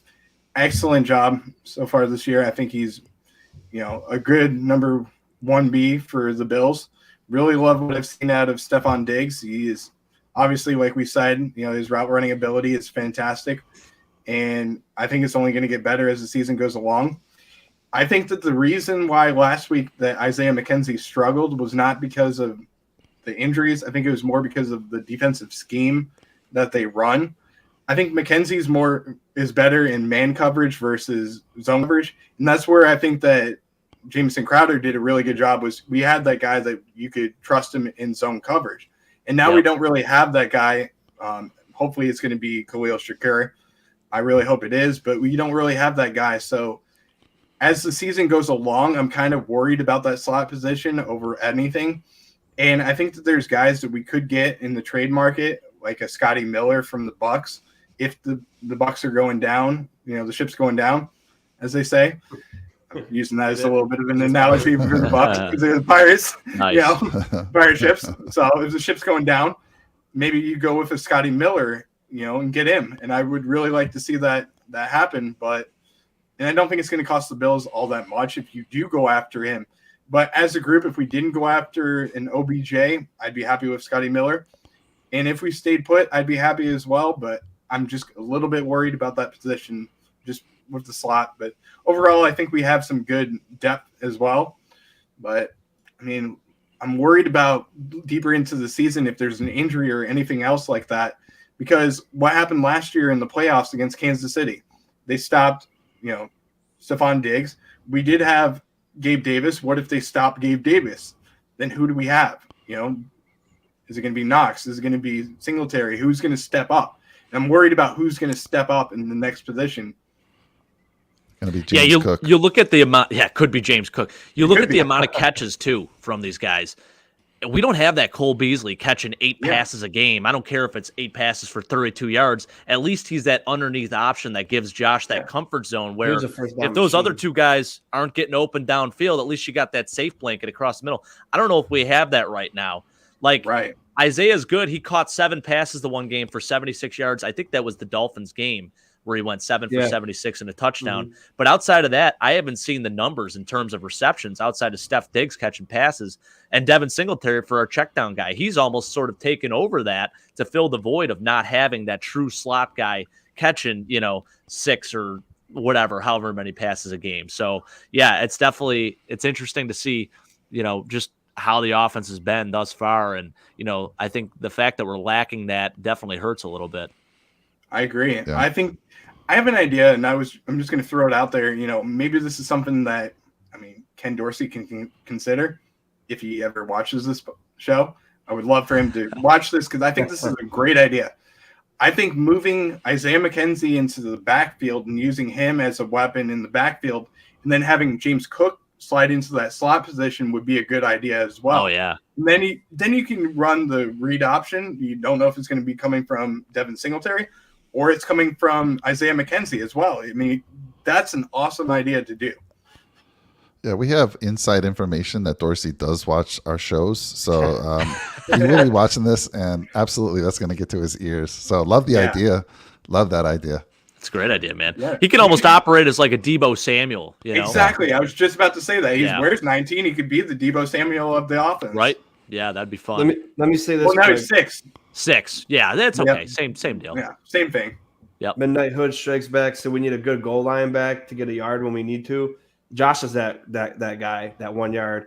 He's the guy I want taking it every time because you get the ball to your playmakers, man, when you want to win. So I would rather him take a 1 yard than give it to any running back. So that's a good point though. It'd be nice to have. So that's what Zach Moss was supposed to be. Yeah. But yep. I don't know. Who knows? Just go right one time for once. Go right instead of going left and falling right. But just go right, please. Yeah. All right. Well, good stuff on the receivers. Again, if you're in the room, give us your grade. I think Midnight gave us his grade. What would he give us? He gave us receiving core. Where are they? A+. Gave him an A+. I like it. So thank that, Tom. And let's see, who else? Did we have someone new out there? No. Good stuff, guys. Appreciate the chat out there. And so now we're going to switch it over to the other side here. We're going to start with, again, the big guys up front who are making this a reality here. The Buffalo Bills currently, in the current stats, these are updated. Of course, we've only played 6 games, but if you were to look at total yards against, the Bills are number 1, least amount of yards given up, 281.5 yards per game. Damn. And Sean, that starts with that D line. So let me throw it to you to talk about those big guys. Yeah, we were looking for this last year, and I think that they exceeded expectations so far, and they still have room. They've been hurt a little bit. They haven't had their, Ed Oliver just got back. Jordan Phillips is just getting back into groove, and he started out hot. First game of the year, 2.5. I can't wait. I'm so glad we got Phillips back. This is going to be awesom. And then, he got injured, but we're finally getting healthy again. And this defensive line, man, they're an A. I'm just going to say the grade already. They're an A+ for me. And I got to give a shout out to Daquan Jones. He's actually ranked number 9 at D tackle for pass rush win rate at 16%. Chris Jones is at the top of that list, but we talk about it all the time ad nauseum how Daquan Jones has been for this team. So, that's proof right there. Out of all the D tackles, he's top 10. Every team. That's with Ed Oliver. That's with Jordan Phillips. That's with everybody. So kudos to him. He's been solid and, a huge part to this defense. Von Miller for the edge rusher, he's at 8 with 26%. He's the closer. He's the guy we brought in to win these games, to win those playoff type games, to close the games, or when you need that one big play, you're not worried because Von's on the field. He's just been absolutely as advertised and then some. 6 sacks for Von. Groot has 4 sacks. AJ's got 2.5. And I'm only listening to defensive lineman sacks, not like the Tremaine Edmonds and DeMar Hamlin and Tyrell Dotson. Jordan Phillips a 1.5 sacks. Daquan Jones has a 1/2 sack. Shaq's got a sack. Boogie's got a 1.5 sacks. These guys have just been all around, plugging the gaps, doing great stunts, just eating up the run. They're number 9 out of 32 for team run stop win rate. And that was a big thing with the Buffalo Bills. They can't stop the run, right? They're not good at stopping the run. 32% of the time, number 9th out of 32, we stop the run. And this is where, it's kind of like, oh, that's a little weird. We're 17th in team pass rush win rate, but we're tied for 5th in sacks. So we're getting home and we're doing what we're supposed to do. But, the win rate, that was what Jerry Hughes was doing last year. Jerry Hughes could win a lot as far as I have to look again about what the definition of a win is for a defensive lineman against an offensive lineman. But the difference was last year we had a good win rate, but we weren't getting home. Now we're getting home. And I think it's even with us on the bye, we're still 5th place in sacks, counting the teams that played today. I have to check again tomorrow, see if it updates again. But we're 5th right now with 19 total sacks. Dallas has 29, number 1. But preseason I said we're going to be top 3 in sacks, and I still think we're gonna do that because these guys, they're just wow. They're helping out this young secondary who we're going to talk about, and just imagine once we get Trey back, and if he's playing all pro level, Poyer's playing at all pro level again. That defensive line is going to be even better because the coverage is going to be even better. And then it's just going to be like we're this good at overall defense with all these injuries, man. That's what's not talked about enough. People say, oh yeah, the Bills defense is good, but they ignore the fact about we've been decimated on defense and we're still top 5 in the pass, top 5 in, all the major statistics as a defense. And it all starts with these guys here. A+. Kudos to Jones and kudos to Von Miller. Obviously, the Von Miller one was kind of expected, but it was cool to see Jones up there actually getting recognized because, as we said, he's not a guy who really shows up on the stat sheet too often because his job is to take on doubles, fill the gaps, and he's actually winning more than what some people might have thought. So good for these guys. Good for this whole unit. I've loved the growth of Rousseau and Boogie Basham and AJ Epinesa. They're all coming to form, coming to life all together.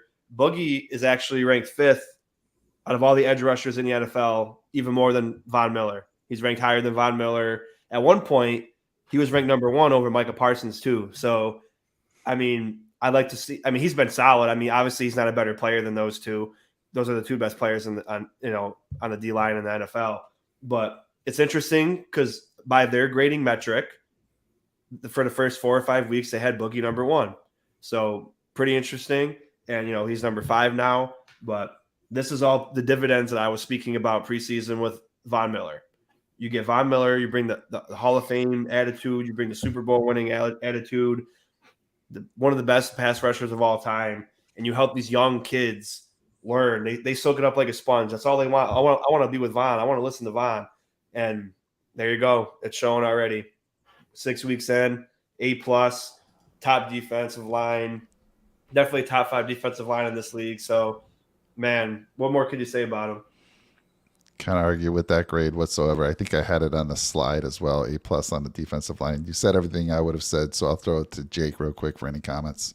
Yeah, 120 million, it was 100% worth it. I know he's not going to get all that contract probably, but man, it's just invaluable I mean, the veteran leadership, the attitude that he brings, he made everyone on that defensive line better. And yeah, you said it, Sean, completely decimated, honestly, as a unit defensively, but it's been a next man up mentality all year long. Starts up front. We've been able to do so well in getting home, getting pressure, contain, stopping the run. You know, we have guys doing the dirty work and being unselfish, like Daquan Jones and Tim Settle and Boogie Basham. I mean, coming in and doing stunts and allowing Greg Rousseau to get a sack, and AJ Epinesa even. I mean, it's incredible, and I think a lot of it is just we have these dogs out there that are just willing to go out and sacrifice for the other guy, and no one's selfish on that D line. First off, I know Von obviously going to still get his numbers because he's just that good, and same with Greg Rousseau. But the interior too. I mean, everyone's just been, as a unit collectively, I don't have a bad thing to say about them. So yeah, A+ across the board. What about you, Brett? Completely agree with you guys. And one thing we're not talking about is Shaq Lawson in the group as well. Yep. I mean, having him as a number 5 is incredible, especially for a guy that can set the edge for you in the run game. That's important too. And then you throw him in, and he gets a sack last week, and he did a good job. So I'm really happy overall with the defensive line. Love what I've seen out of everybody. I think the biggest addition was adding Daquan Jones. He's done an amazing job in the run game, and he's been a very big sleeper for the Bills this year. And he's the reason why the run game is so good at stopping the run this year. He's what we wanted Star Latulippe to Yes. always be. It's amazing. I mean, there's such an upgrade there. It really is. Yeah, Shaq was he's also... Go ahead, Brad. Sorry. Sorry, I was just gonna say he's not that sexy. You don't get the stats and everything, but he does his job. He comes in and he takes the double teams, and then he allows guys like Greg Rousseau and Ed Oliver to get in there and get their stats. So it's an unselfish group. I'm really happy with everybody in there. Yeah, I was gonna say that Shaq was also the guy who pressured Lamar in that interception. So, well, he was one of them, and he's been making the most of his snaps. So definitely got to give him credit. I think it's rare when you have high expectations that are lived up to, and coming into the season there were high expectations and they've lived up to every one of them. So incredible. We talked about how they had to make the youngsters behind them. They had to help them out. They've done everything to do that and more. So incredible. Let's go. So let's go on to this is the next group that I'm actually excited to hear because Brett got assigned this, and I threw it his way for a reason because this group, Jake, myself, and Sean, we get into the linebacker, mostly Edmonds a lot. So I want to hear. Gets a little heated, Brett. Yeah, so take it easy sometimes. But we want you to give us your most honest opinion. Of course, there are people that love Edmonds, there are people that say he doesn't do enough. But let's throw it to you. Talk to us about this linebacking core and give us your grade at the end. Well, this is the 5th year that they're back together. These are the guys that, they hold the defense together. These are, in my opinion, the 2 best players, if not for Jordan Poyer on the defense. I would give him the MVP award for either one of them.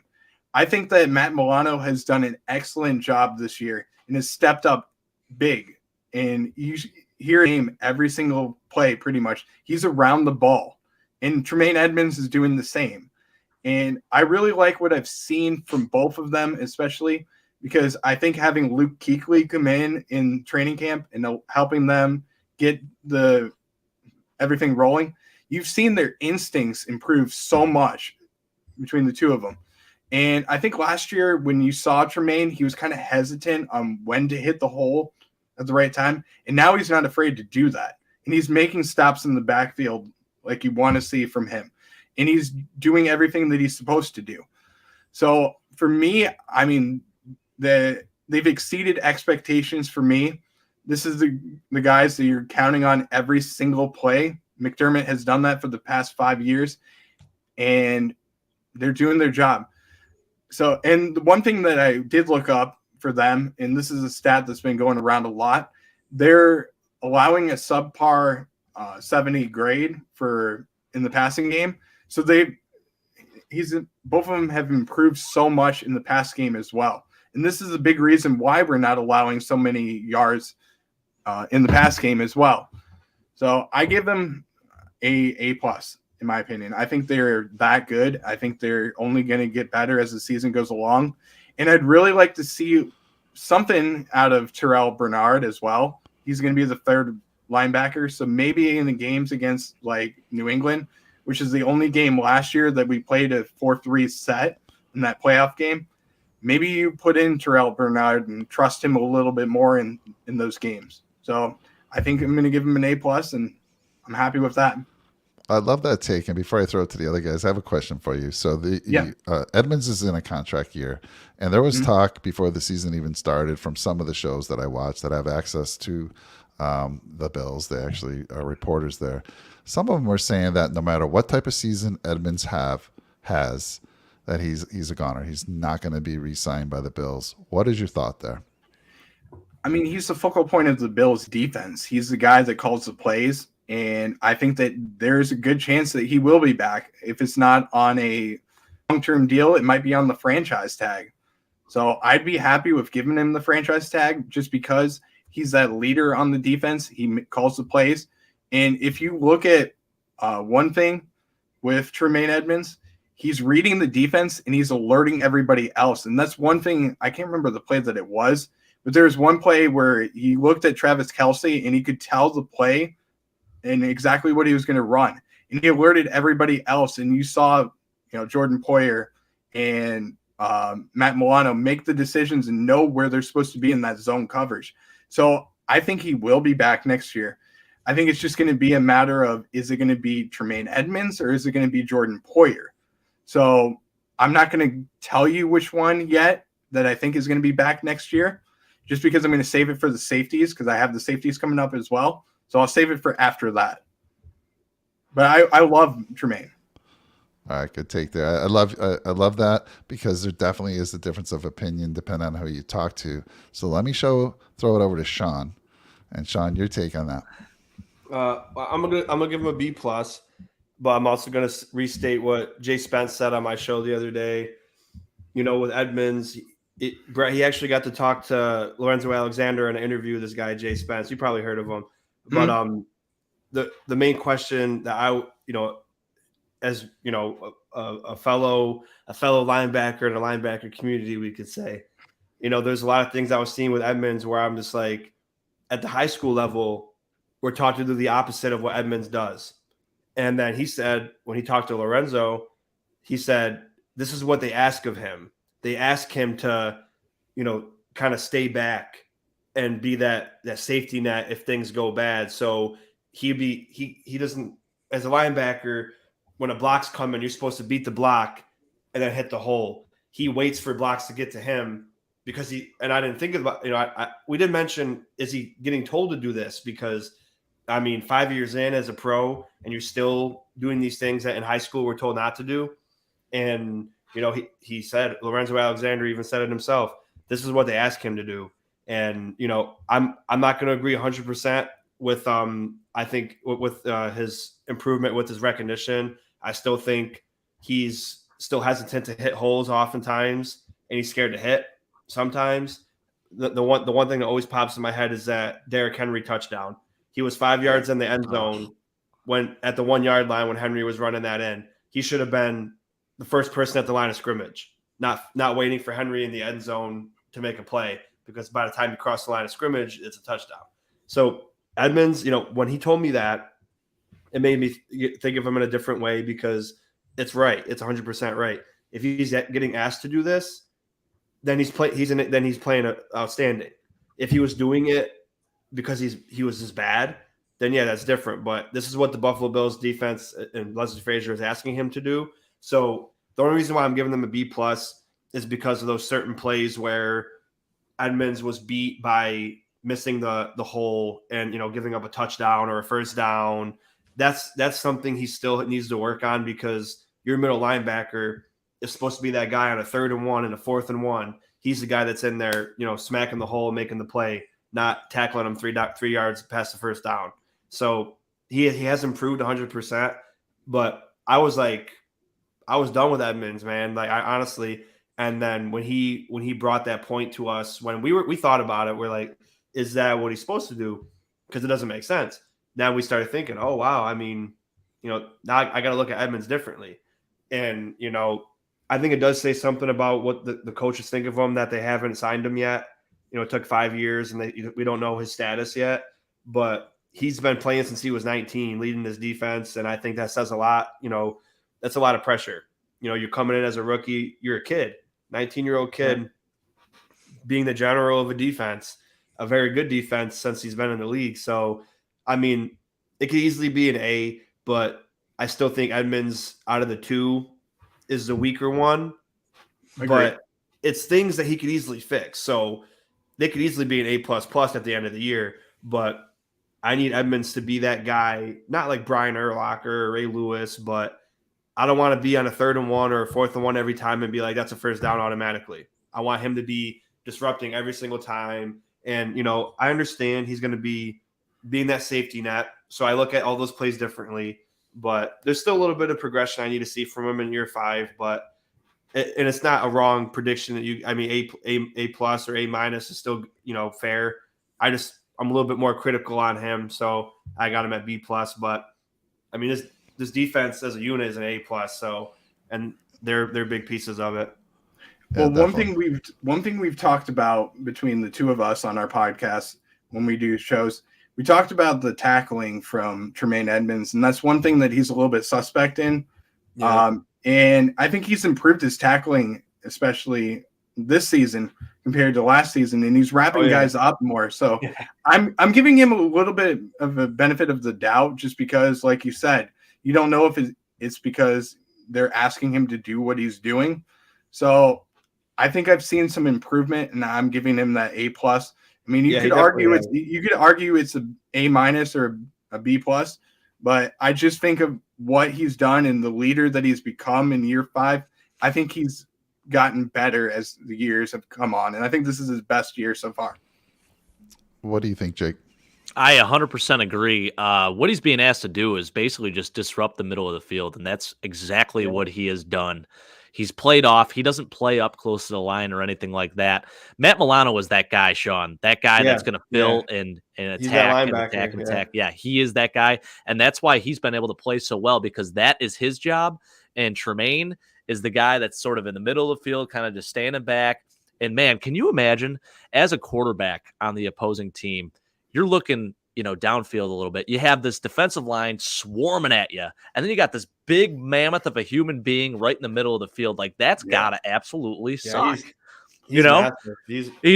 So as much as people say this guy is so replaceable, I don't think he is. I mean, I know he's not the most physical guy in the world, but as big as he is, I mean, there's something to be said about him. I mean, 6'5", 250. I mean, come on, are you kidding me right now? Probably. Yeah, I mean, he's a mammoth of a human being. And I'll tell you this, too. His athleticism, he has done a really nice job in coverage this year. So not only, just disrupting the field, just being out there in the middle of the field, but in terms of how he's been able to cover, I think this year he's done a really good job. And, yeah, I mean, sure, you could say, oh, he's making tackles 5 yards downfield and 10 yards downfield. Well, that's sort of what he's being asked to do. He's the safety net. Matt Milano was the guy that's going to be making tackles up at the line of scrimmage and behind the line of scrimmage. That's just how it is. Yeah. So that's the scheme they're running. It's working well, so I can't complain. And I would say for grades, I think the two starters, obviously Matt Milano and Tremaine Edmonds, have been unbelievable. I do worry a little bit if, God forbid, if there's ever an injury. We talked about Terrell Bernard. Tyrell Dotson had to come in, actually, he did awesome when Tremaine was out, and he did a really nice job. Yeah. So, obviously you worry a little bit. Can he replace Tremaine and be as much of an impact? I think he, to a certain extent, yes. He's a different type of linebacker. He's not as physically imposing, just in terms of his actual size. I think physically, he actually probably is more physical. But, I don't know. I definitely worry about depth there, and I'm curious to see how they maybe kind of get Terrell Bernard and maybe Tyrell Dotson involved a little bit more into this defense, because as of right now, it's just these two. So if there's anything to say that I'm a little worried about, it's just the lack of depth there. But in terms of how they played as a unit, just, Tremaine and Matt Milano, I got to say an A+. Yeah, I think. Go ahead. I was going to say Dotson filled in really well the one week that I can escape him out that he had to fill in. Right, he did a great job. Yeah, and for Edmonds, and I think Milano for me. Oh my God, he's gone to another level. I mean, incredible. I mean, he's plugging the hole. He's taking on guys that should be able to juke him, but he's not taking it one bit. He's not taking the bait, making some amazing tackles. He looks like he's faster. I agree, Sean. He looks quicker this year. Yeah. And then, Edmonds as well. So I love the grade. And my only concern, like with you, Jake, is, heaven forbid something happened with them. But Dotson did show up. I'm not sold on Bernard, but A+, I'd say in the A range, absolutely. And one thing we can also talk about is, the defensive line is getting home with 4 guys. So having that 5th person that comes in, and that's going to be Matt Milano coming in as well, that's big for a defense. And you can put, 5 guys in coverage. And now you can trust Tremaine Edmonds in coverage. That's big as well. Last year, I was a little bit more, worried if you did blitz Matt Milano and you brought in Tremaine Edmonds to cover a linebacker. Now I'm not that worried. Yeah, right. Yeah. So Midnight has a question. I think Edmonds last year, I know he had a hamstring and he missed a couple games. He had a forearm injury too. Was that to start the year or during the year? Okay. So I know he had a hammy. What was that, Sean? I think he missed a lot of time last year, from what I remember. Yeah, I know he missed a few. All right. He still had 85% snap, for the season. So. Yeah. Still had 100 tackles, too. Yeah. All right. So good stuff there. Let's move on to the most important part of the defense is the cornerbacks. And why? Because that's what I was thrown my way. But let's talk about this. All right. Going into this season, what was your biggest concern? We lost Trey White last year, right? Nobody knew when he was going to start. Some of us had high hopes that maybe to start the season, but most people that were in the know pretty much knew he wasn't going to start the season, and we probably wouldn't see him till week 5, week 6, even week 7. And coming into the season, your biggest concern was, like, for me, I wasn't sold on Dane Jackson. Yeah, he was in there with Levi last year, and I was, we had lost Levi in free agency. And I'm like, my goodness, this is the biggest concern that I'm worried about. Who obviously Dane was going to come back again. I was fearful. I'm like, is he a number 1 corner while Trey's out? I didn't know. I really had my doubts. Then we talk about who we're going to draft, and we were looking at these corners for our first round, and boom, Kaiir Elam is the pick for us. We hit that, nailed it. That's what we were talking about. That's what we were looking for. We didn't want to run him back. I know some folks were hoping that we went with Breece Hall. We made the right choice. And I should say Bean and the Bills made the right choice, but we were on it as well. We knew we needed a corner. So Kaiir Elam is drafted. And again, still concerned through training. And we drafted 6th round Christian Benford, right? And we had Cam Lewis as well. But again, you're like, you don't know. There's a lot of question marks here. All through training camp, you're hearing good things about Elam. You're hearing really good things about Benford. Wasn't hearing much about Cam Lewis. And then through preseason, these guys are showing up. But again, it's just preseason. So we didn't know. Come day 1, we got Benford out there starting with Dane Jackson. Kind of surprised everybody. And now they were rotating, don't get me wrong. But Benford was in there to start the game, not Kaiir. And these two have been incredible. I mean, Benford got hurt. And this guy's gritty. I mean, he fractures his hand. That could be 3 to 6 weeks. This kid returns in 3 weeks. He's like, heck no, I'm not missing that Chiefs game. It's that important. He wants to get back on the field. He's out there. Kaiir Elam, 2 interceptions now already. He's getting better and better. I know he had that rough day against Pittsburgh, but he's always right around the receiver. You never see him getting really beat. It's just a matter of the ball's just thrown perfectly. So we had that one day with Pickens in the Pittsburgh game. But now, and then, so again, rolling back a little bit, we're talking about, we're going to need veterans. We better go sign some veterans before the season starts. A lot of names were thrown out there. But now I look at this cornerback situation. We got Trey White coming back, maybe against Green Bay, but I'm thinking, why? If you need them the rest a little bit more, Green Bay's look terrible. They're 3-4. I know Sean's worried that they've lost so many in a row. They're going to be fired up. Yes, they will, but we should be smoking them based on how they're playing. And I think the corners. If Trey needs another week, take another week. These corners, man, unbelievable.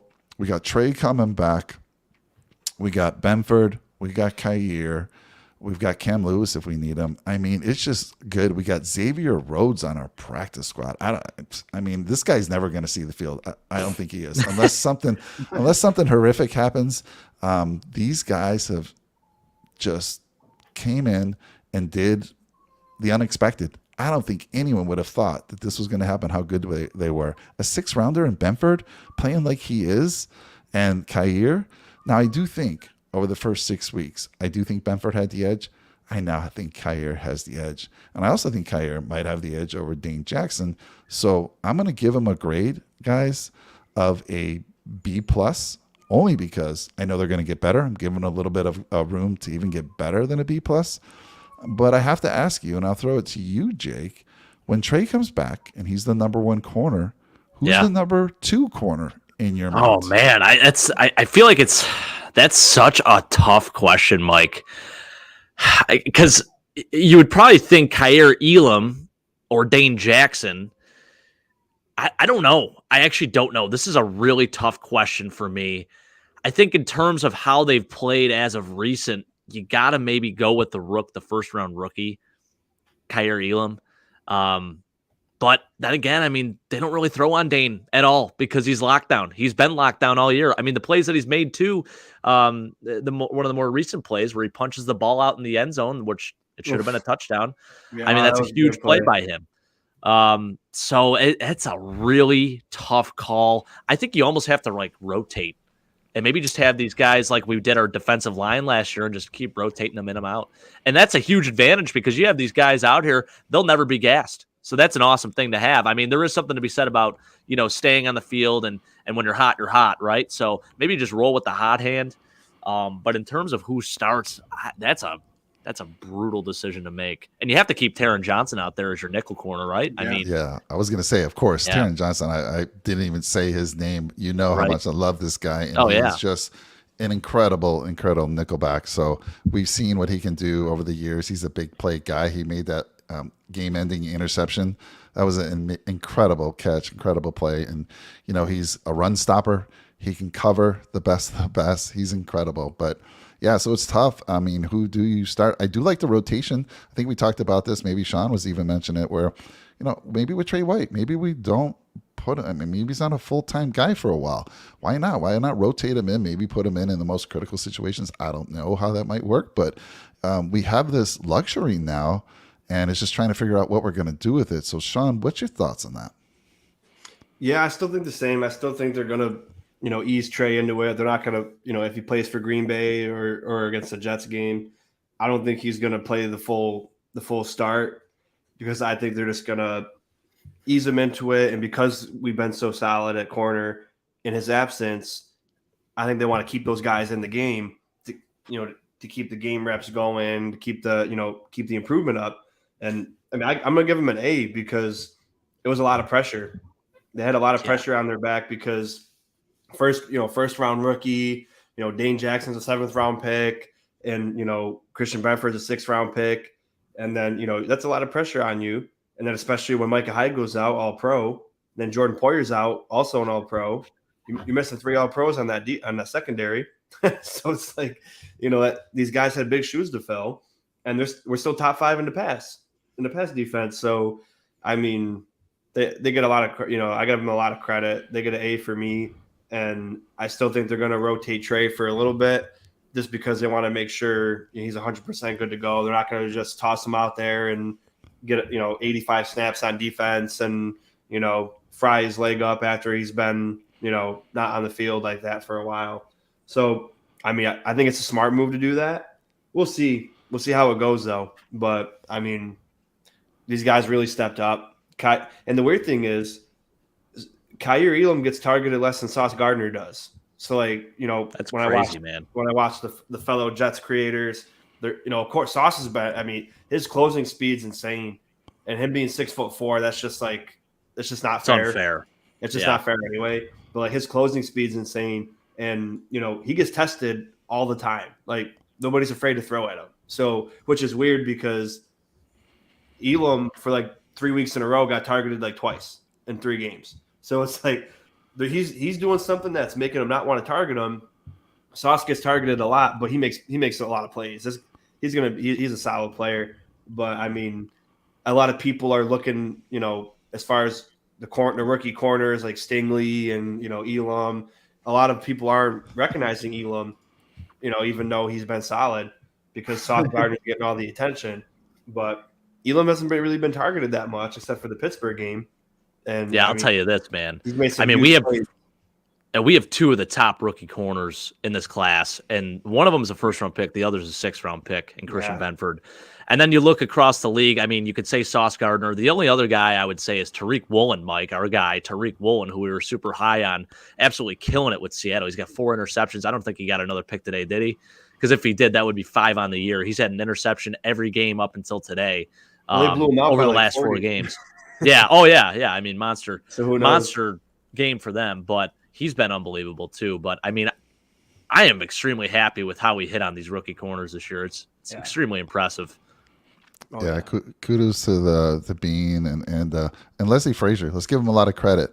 I mean, what he's been able to do with those rookies is amazing. Now, if he can just fix his 13 seconds or less schemes, I mean, A+++. But right now, Frazier's doing an absolute great job, and these corners, they're the least of my worries. They are the least of my worries, and it's so funny that I was stressing going into the season, and now I'm like, my God, we have so many good guys. It's unbelievable. So you said A. I think you said Sean. I gave him a B+. Brett, real quick for you, what's your grade on that? I give him an A. I think you're right there. I love what I've seen out of the 2 rookies. And one thing you have to think about is coming into the draft and we get Christian Benford in the 6th round. This is a guy that in his senior season in college, he had 7 interceptions in 39 tackles. So you're getting a guy that's around the ball quite a bit.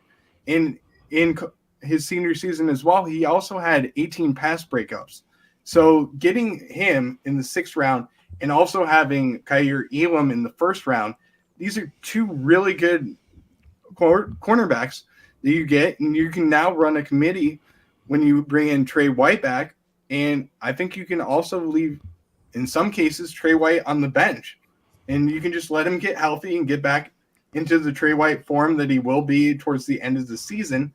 And you can trust these guys, and I would trust them every single week if something were to happen with Trey White, which I pray to God it doesn't, but you can trust any of these guys, even including Dean Jackson. Yeah. I think if you look at last season, how we ended, we're in a much better situation. And I wouldn't have imagined I could even say that in week 6. But I can now. And we hit the jackpot for sure. So Jake, what's your score? What's your grade? I give him an A. Yeah, I got to give him an A as well. I mean, I mean, they're teetering that line. I'm going to stick with an A right now, though. Yeah. What if someone told you before the season started that you're going to be without 3 All-Pros for the majority of the first 6 weeks, and that you're still going to be top 5 in the pass and top 1 in total defense? And like, I'm shocked, to be honest with you. I mean, we weren't like the Jets or the Giants who played kind of bad offenses. We had to play against high flying offenses the whole season. You know what I mean? And like we're still like that. So I mean, right. Gotta give credit to the teams that win. So I mean, they get the credit, but they're not playing like the teams that we played off. As far as offensive weapons go. And I mean, these guys they deserve a lot more credit than what they got. Yeah, I mean, it's not like we have a weak schedule this year. I mean, we're 6 games in. We could easily be 3-3. When you looked at the schedule this year compared to last year's schedule was kind of a bit weak. But this schedule, this first 6-7 games now, Green Bay is not looking as tough as we thought. But you never know. It is Aaron Rodgers, Oh, we can't lose them one of the now. best ever. So you can't sleep on him. But yeah, we hit the jackpot. So A's from you guys, B+ from me. Again, we're just splitting hairs there, and they're only going to get better. They're only going to get better. They're learning week after week, going against some great teams, and of course, in practice, they have to go against two of the best, Gabe Davis and Josh Allen, and I'm saying more than two of the best, Josh Allen, Gabe Davis, Diggs, to be able to work against them on a day-to-day basis in practice. Oh my God, sky's the limits for these guys. So man. Wow. fantastic. So excited. So, all right, let's throw Just it real over. quick, Mike, just want to address what Mike said here.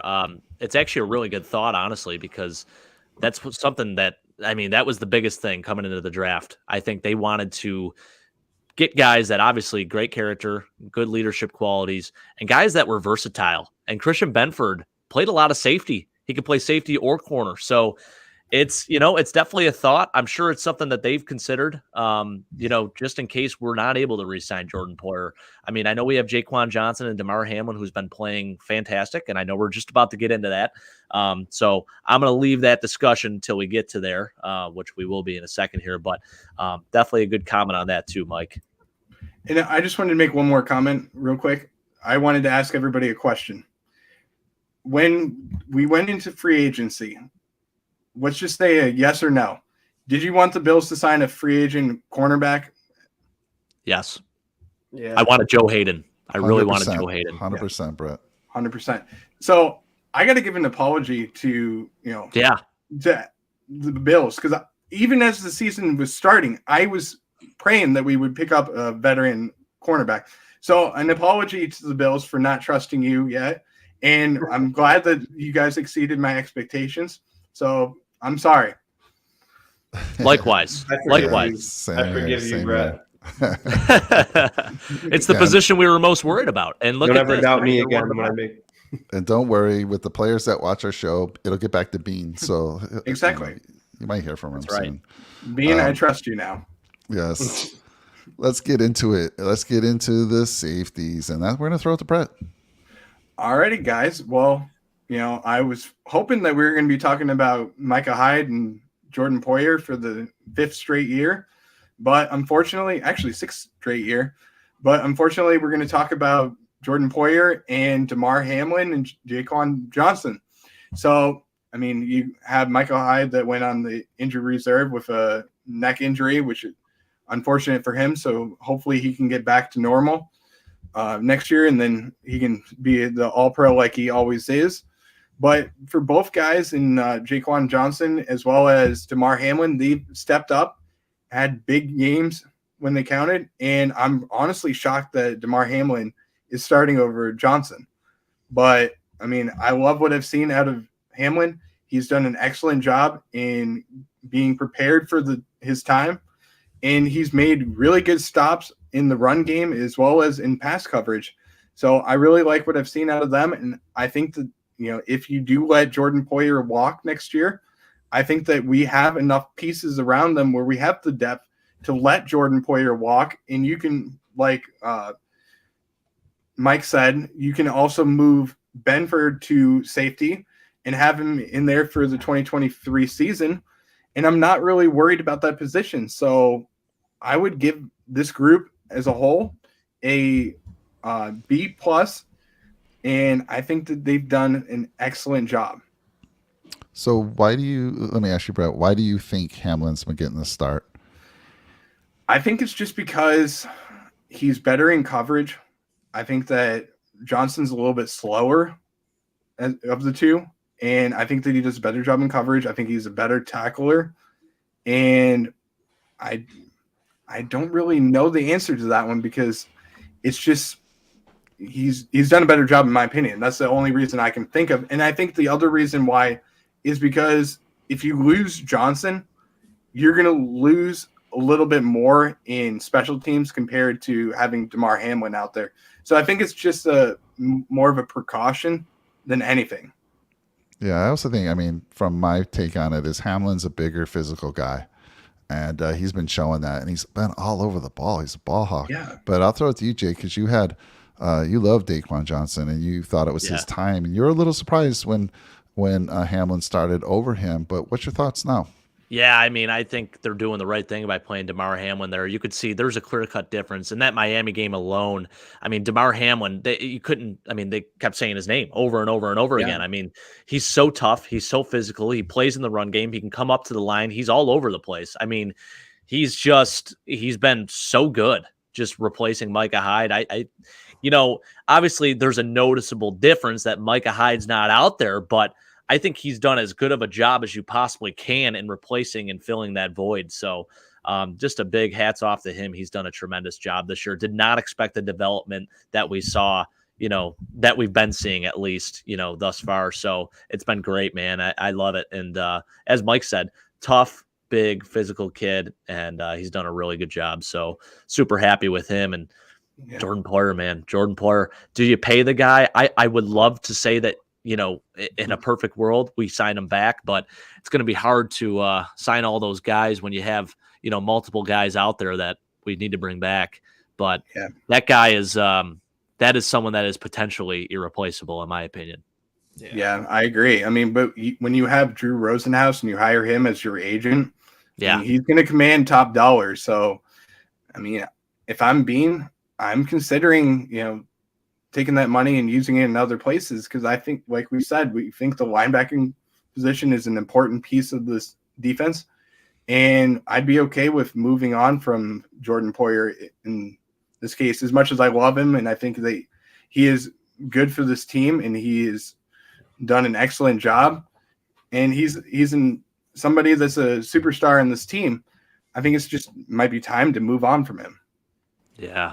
And it's tough to say because this guy played with a collapsed lung last game. I mean, he had to drive 15 hours, in a van with his family to KC and back. So it's hard to say that when this guy is obviously shown the ultimate level of dedication to the team. Yeah. But I understand where you're coming from. Yeah. What's your thoughts, Sean? Yeah, well, I'm going to say I can't imagine Jordan Poyer playing for another team. So I hope we make it work. I think we should. I think he deserves it for sure. And who's the leading tackler for the Buffalo Bills? Do you guys know off the top of your head? I know Tremaine was up there, but I think it is Damar Hamlin, right? Damar Hamlin. Yeah. He's leading the Buffalo Bills in tackles.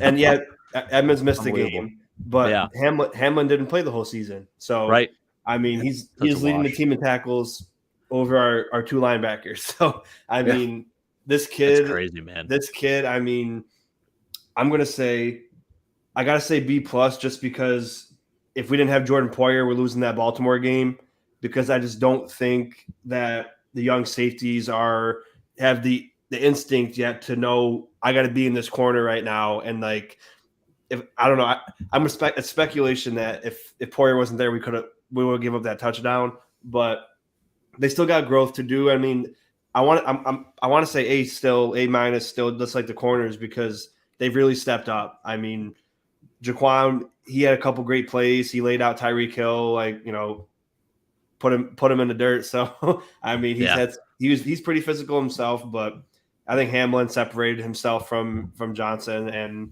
we are in good hands, I believe. But if you could keep Poyer, you got to, man. I mean, you got to do something. I don't know if you got to give what's it called when you give the money afterwards when they're done playing football. Like if you got to do some weird structure thing to a contract where you don't have to pay him all right now and you can pay him near the end of his, the dead year. We're a year after he's done playing football or something. Yeah, but there's not, you can't say enough about Poyer. I mean, I said it last time we talked. Poyer and Hyde are essentially the Buffalo Bills because they're the two that started it all. We brought them over from Green Bay and from Cleveland, and then everything started to align. So it's like, I don't know. I just can't even fathom not having Jordan Poyer. But I mean, we've let go of people before. You know, I mean, Jordan Phillips as a D tackle had 10 sacks and we let him go. I mean, which kind of pisses me off now because he came back this year and proved that he fits in this Buffalo Bills defense better than anything. So if we kept him instead of getting rid of him for 2 years, maybe we would have been a little bit better off in our, overall defense the last couple of years. But I mean, we've let people go and, we'll see. But I think they have to make it work because he's just so leadership and skill, so pivotal to this team. Yeah, well, I'm gonna give them an A-. I'm gonna give them an A- just because, Hyde's been gone for most of the season.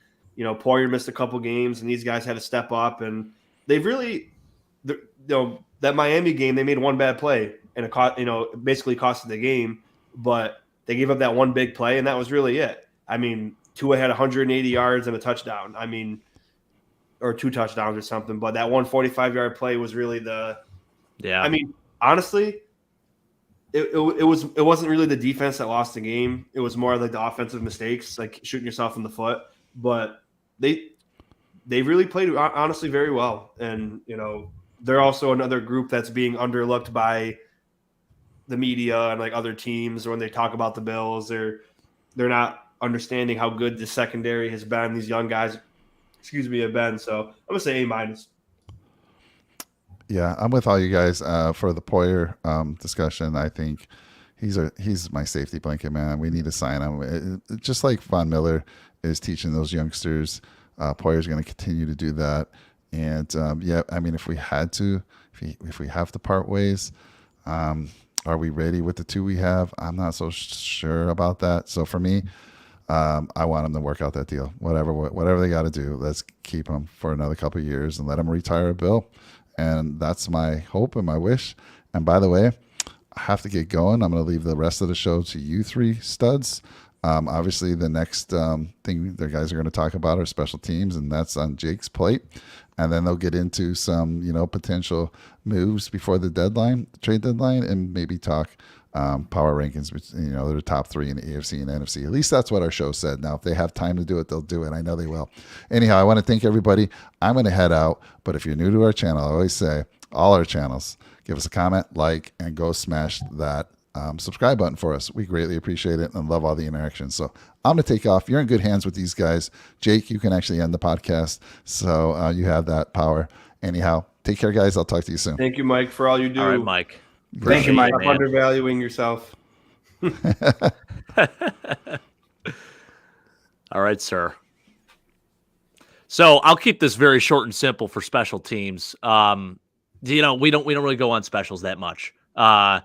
When we do, we have a guy named Slippery Sam Martin, who's our punter, who I'll tell you this, I think a lot of people were a little concerned heading into the season, first off, about a holder, right? So, that is something that is super essential. Obviously, you need someone that can get it down, have the chemistry with the kicker, the long snapper, and everything to go right. It is a very essential play. It's to get the extra point, to get the field goals, all that good stuff, right? So I think there was a little bit of concern about that. Sam Martin has come in, done a great job holding, and he's done a great job punting. Every single time this guy seems to punt, the returner, for whatever reason, can't seem to catch the football.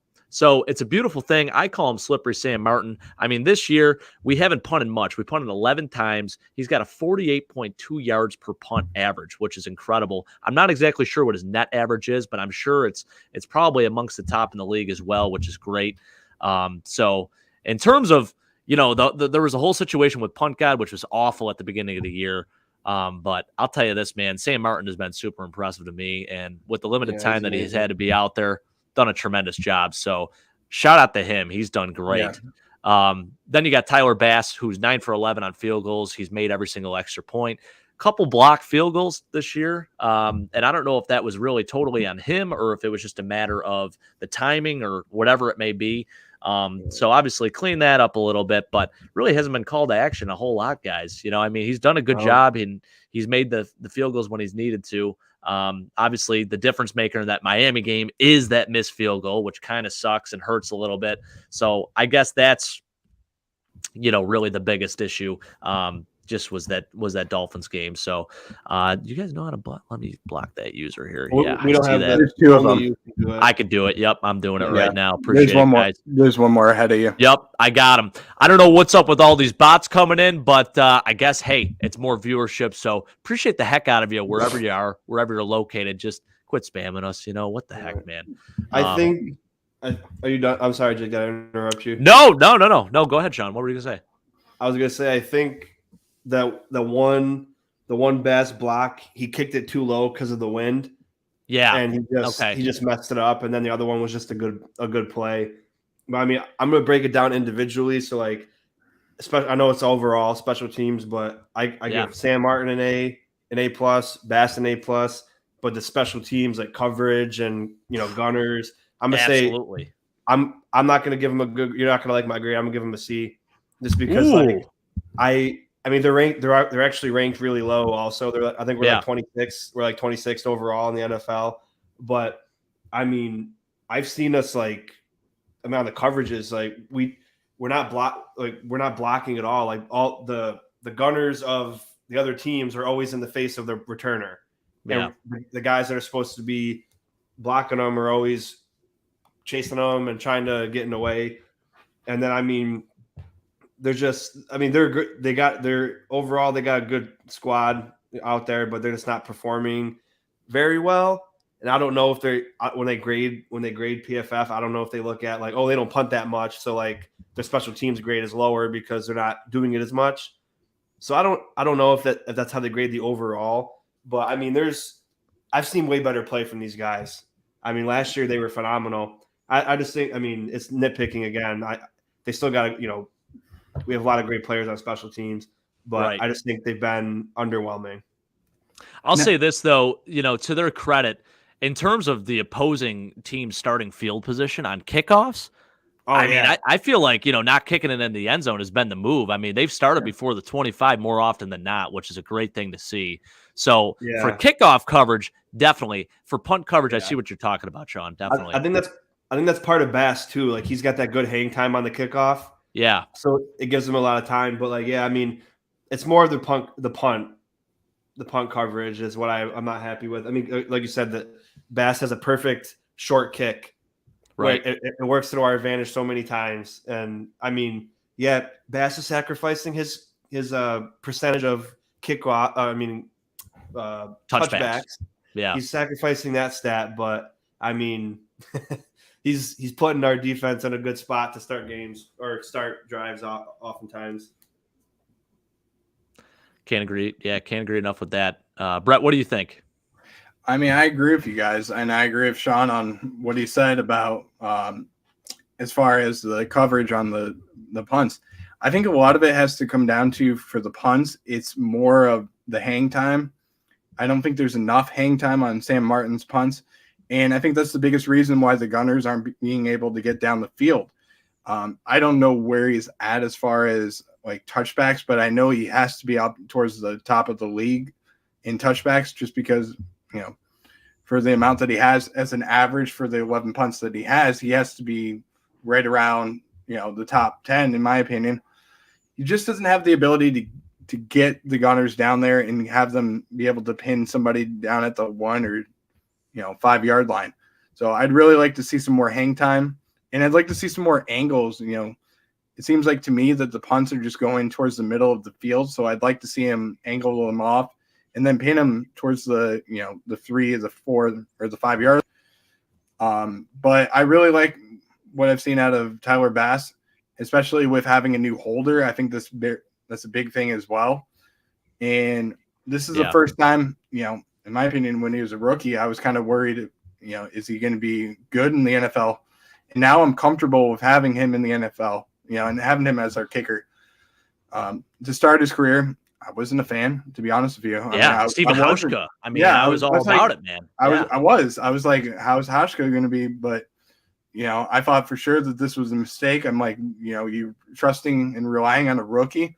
I don't like that. I would have kept, the two of them for a year and used Bass as the kickoff specialist, and then use Hauschka as the season goes on as the kicker. But I mean, I do like what I've seen out of them, and got to give a shout out to Reed Ferguson. I mean, being the guy, being the long snapper for as long as he has been, and being able to hold down the fort, and what he's done a phenomenal job. So, do you know he's our longest tenured Bill? Yeah, Reed Ferguson. Isn't that something? That's crazy. I mean, he's not as physical as for my liking, but no, I'm but great number though. How many times have you seen it? Blake's a little bit more physical than he is, but he's at the long snap. I mean, he doesn't really need to be physical, but the long snapping skill, he's criminally underrated. But I've also seen him a couple times down the field and downing the ball, and I'm like, how are you down there? You know, I'd be halfway down the field and holding my breath and everything, and being out of breath because I'm out of shape. But right, I mean, he has the ability to go all the way down the field and do that. That's incredible. He lives for that moment.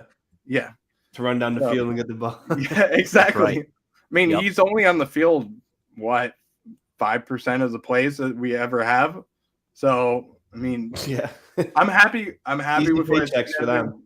Hey, I love that job, getting paid $1 million a year to snap a ball to a kicker, and you're not the guy. You're not the guy that if he misses the kick, you're not the one that they're going to worry about. It's going to be on Tyler Bass. It's not on him, right? Unless he's so he has a botched snap or something like that, or something stupid like that. But I mean, he's phenomenal.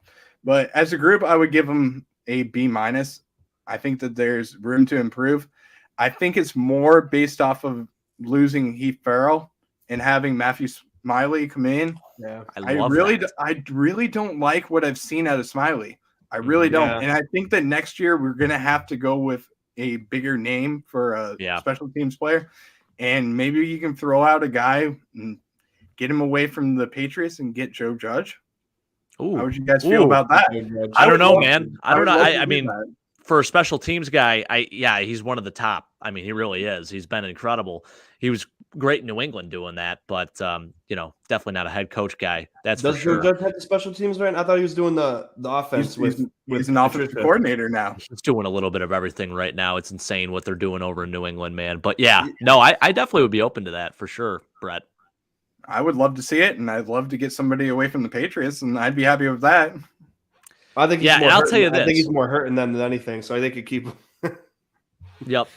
And I'll tell you this too, for a franchise that has been known, I guess, over the last 20 years, really, to have a really good special teams unit. I mean, we're talking back to the days of the Ryan Lindell, Brian Moorman. We're always used to having kind of like an elite special teams unit, even as returner too. I mean, Terrence McGee, you had guys like Leotis McKelvin. I know Leotis had his moments, but there's a couple of other guys. Yeah. And these were losing moments, but now it's like, if there's anything to, I guess, improve on out of all the things that we just talked about, all the position groups we talked about, maybe special teams is right there amongst the top. I mean, we talked about offensive line a little bit.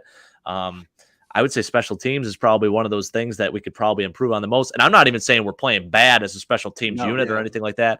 I'll give them a B, but there's definitely room for improvement, as you guys mentioned as well. For sure. And Midnight Hood says the same thing, B-. I think one thing we also could think about too is in the draft, Marcus Jones was available.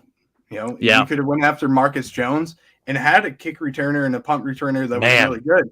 I mean, he while he's undersized as a corner, I would have been so happy having him as a returner. And then, you can have Isaiah McKenzie and utilize him as a part-time kick returner and not have to worry about him being on the field as much as he is and worry about injuries. You could rely on him in the slot if you trusted him.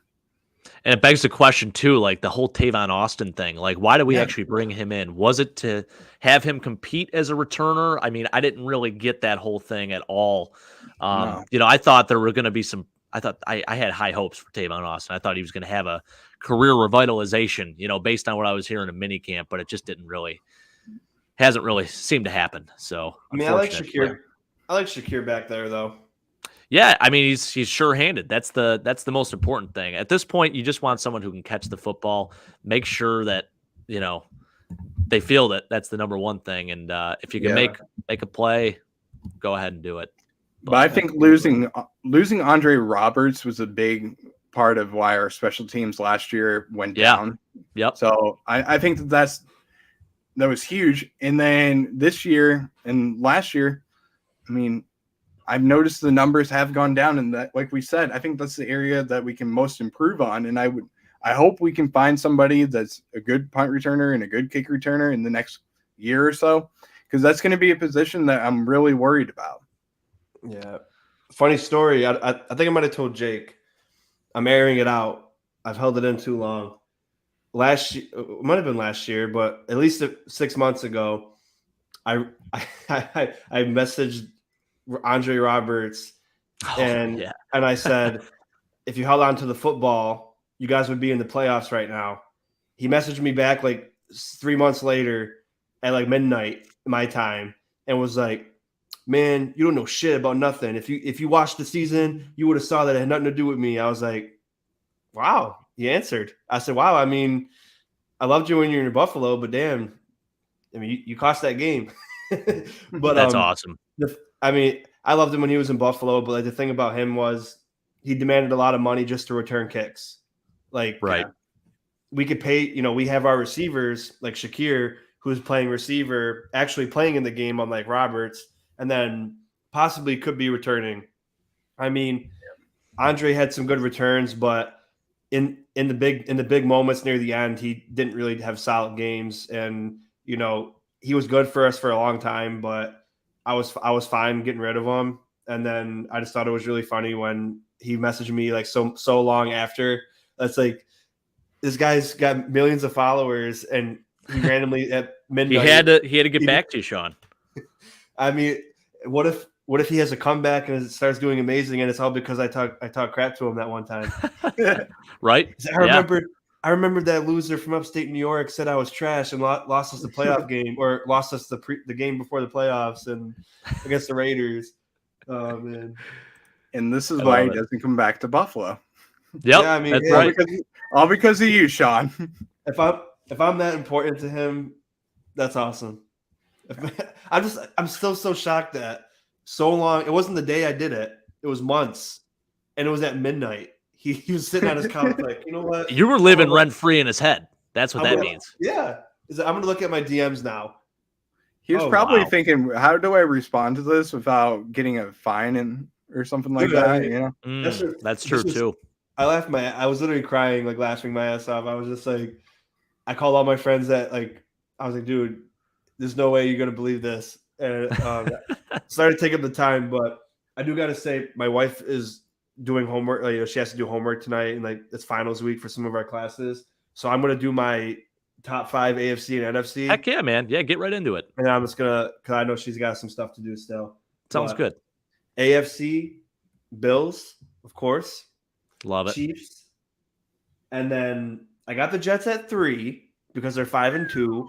But I do think that it's going to start showing that you need competent quarterback play near the end stretch of the season in 2022 to be a competitive team. They'll still be they'll have a playoff shot. They'll have a shot at it.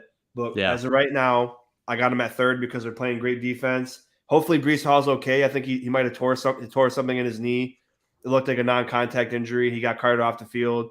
So hopefully everything's fine. It was just, who knows, but they've been running the ball exceptionally well. So I put them at 3rd.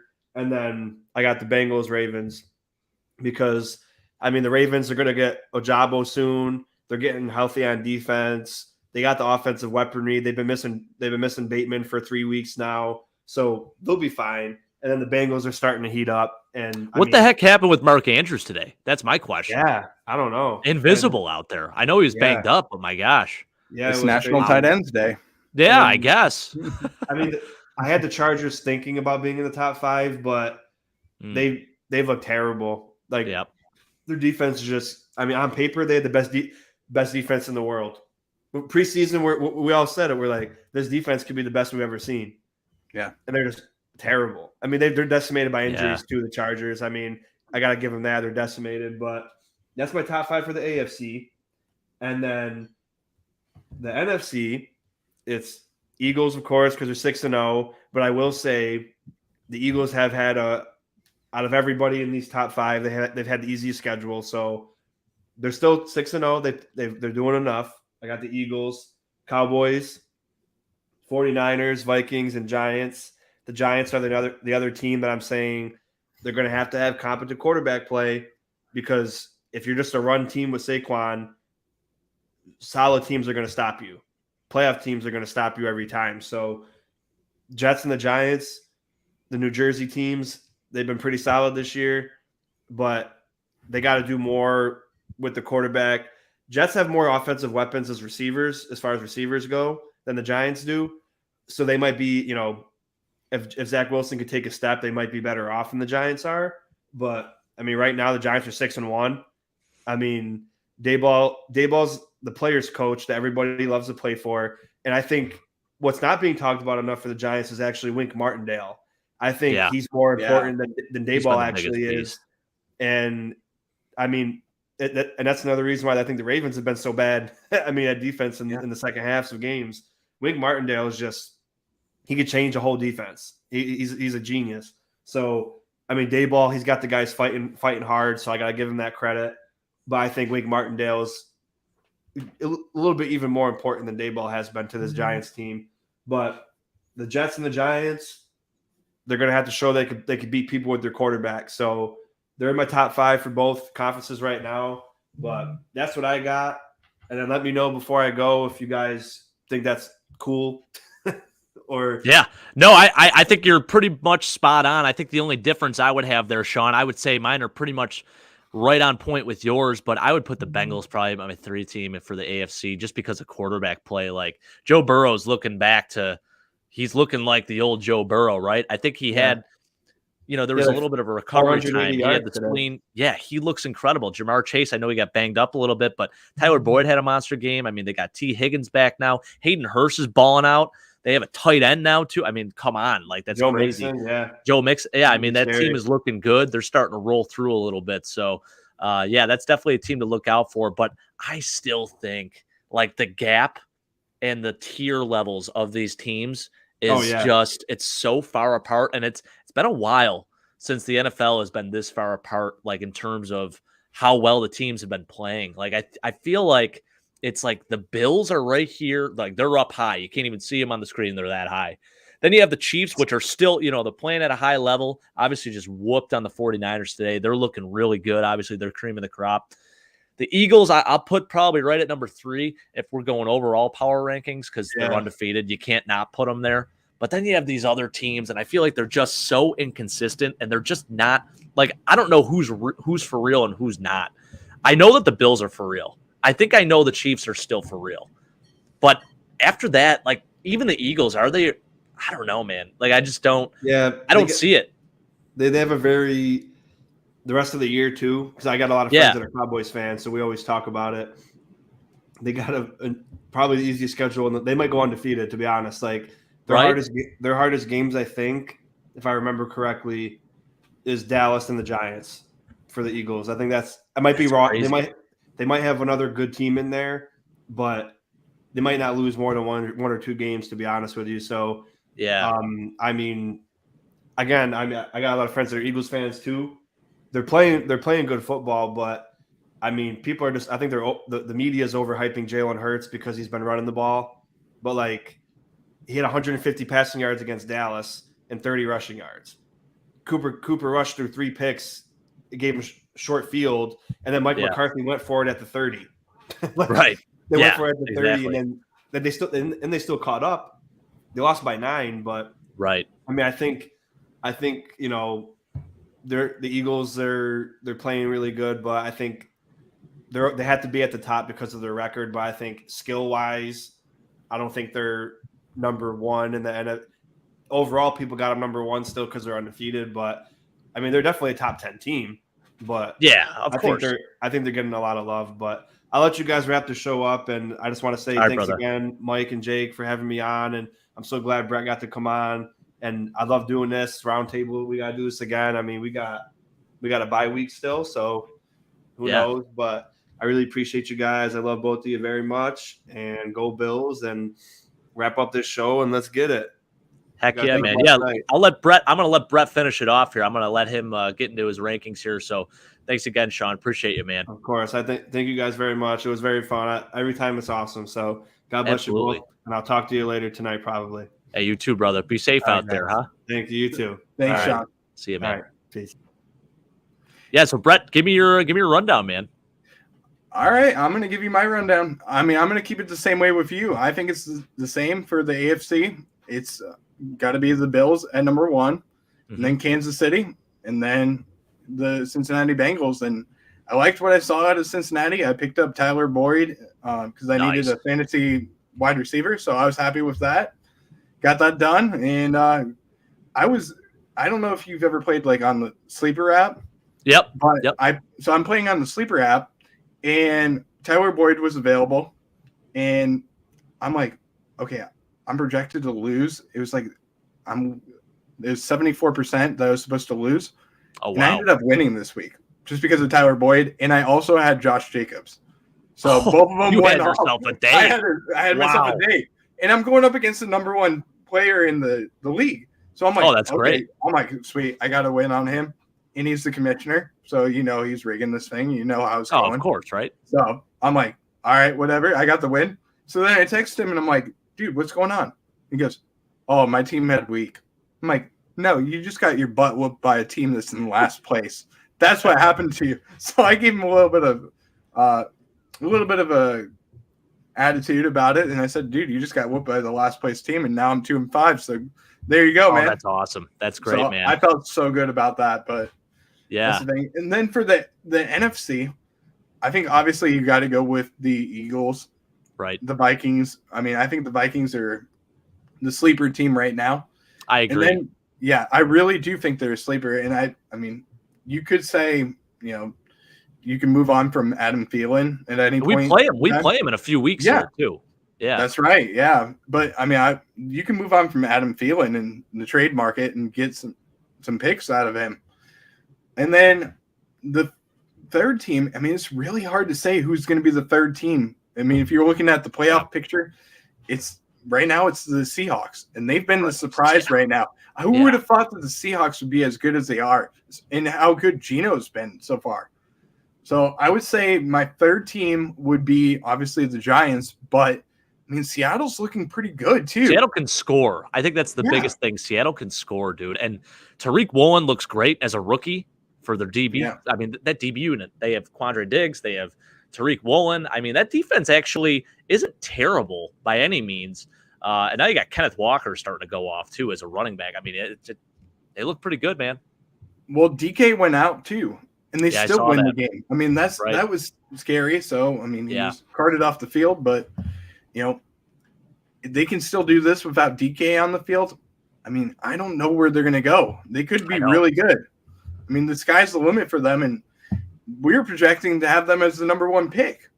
Right. Yeah, so, it's wild to see them and the Falcons. I got to give the Falcons a ton of credit. I mean, they have competed and battled in every single game this year. Yeah. I'm not saying they're a great team by any means, but for them to be 3-4 right now is pretty impressive. I mean, I know they got whooped up on by the Bengals, but even so, at a certain point in that game, they started coming back a little bit. It was 28-17 at one point, but it's really interesting how the NFC is sort of laid out this year. And now you got the Buccaneers at 3-4 and the Packers at 3-4. Yeah. I mean, these are two teams that we thought were probably going to play in the NFC Championship this year. So I don't get it, man. I know nothing. That's basically what it comes down to is we know nothing about the league because every week, I mean, outside of the Bills and maybe the Chiefs, there's just no consistency. I completely agree with you on that. But on the AFC side, who's been your surprise team? Surprise team, I would say, well, obviously the Jets. I had the Jets only winning, I think, 6 games on the year. They've already won 5. They're 5-2 now. So just from where they've gone, I know their quarterback play has not been up to snuff at all. It hasn't been great. They actually look better with Joe Flacco in the game playing quarterback. Yeah. But that defense has been incredible. And Sauce Gardner, he's a real one, man. I mean, he is legit as it comes. CJ Mosley is balling out. I mean, their defensive line's playing really well. Everything across the board. Robert Saleh's done a great job with them. So I would say they're definitely my surprise team. Surprise team in the NFC, it's got to be the Giants. So both New Jersey teams getting a lot of credit right now. But, hey, you got to give credit where credit's due. Happy for Brian Dable. That's a cool position for him to be in. And yeah, excited to maybe, obviously whoop up on the Jets in a couple weeks here, Yeah. and then maybe play the Giants in a rematch in the Super Bowl. How would that be? I mean, Hey. maybe wide left this time around. Someone said that last week actually in our comments, instead of being wide right, wide left against the Giants in the Super Bowl. I think that'd be incredible and poetic. I have it happen. I mean, there's been too much stress already. As a Bills fan, I'm only 25 years old. There's been too much stress. So I had the Music City Miracle game. We've had the playoff game where we get, well, not the playoff game, but the game where we get into the playoffs and end the drought. So we've had that. I can't take another one. We had Houston. We had, the Kansas City one. I can't take another one. Let's just get it done. Let's get it done. I agree, man. It's time for the franchise to get it. And I'm praying that we do. I mean, my dad's a Bills fan. He's been a Bills fan for 60 years of his life. Yeah. And to have that moment with him, and I know how important it probably would be for you and your father. Absolutely. To have that moment. I mean, can you imagine? Because I'm going to fly up to Buffalo for sure if that happens. If you have to have it, you have to. I'm skipping work. They can fire me, whatever the case is. I don't care. I love that. I mean, they can fire me. I'll be happy with it. I'd rather run my page and do this than be at my job.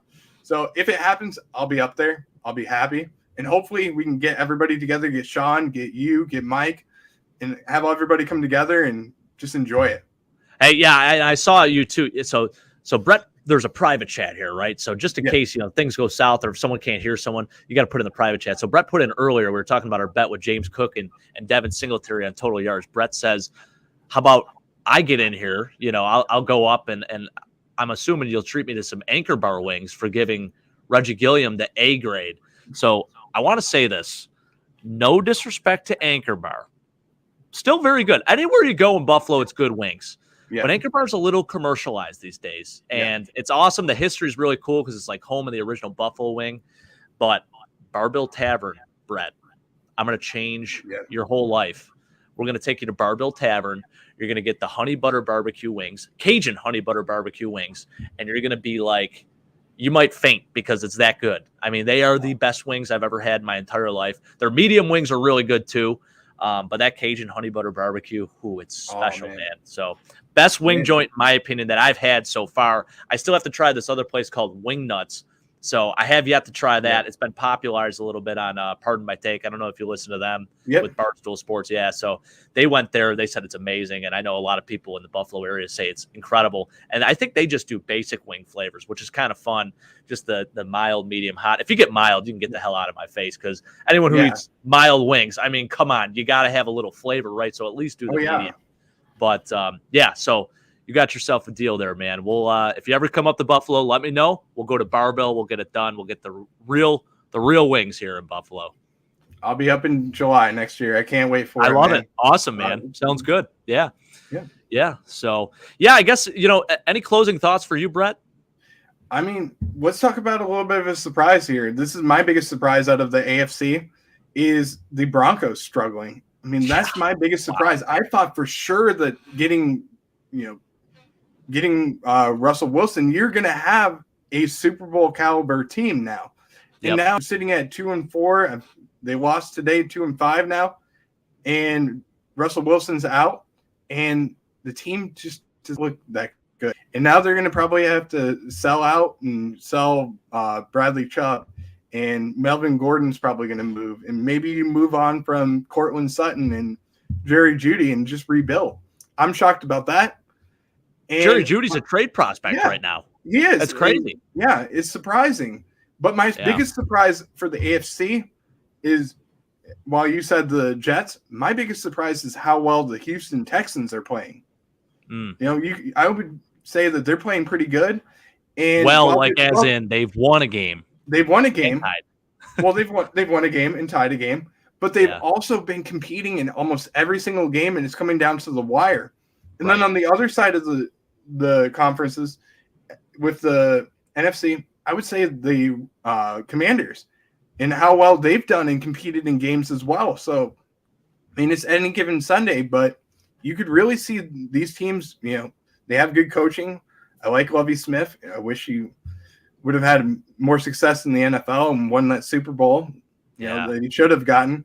But his success that he's had, and then Ron Rivera. I like what I've seen out of Ron Rivera, and hopefully he can get his team back on track. And I hope he has another year in with the Commanders, because I really do think that they're a couple pieces away from having a really good team.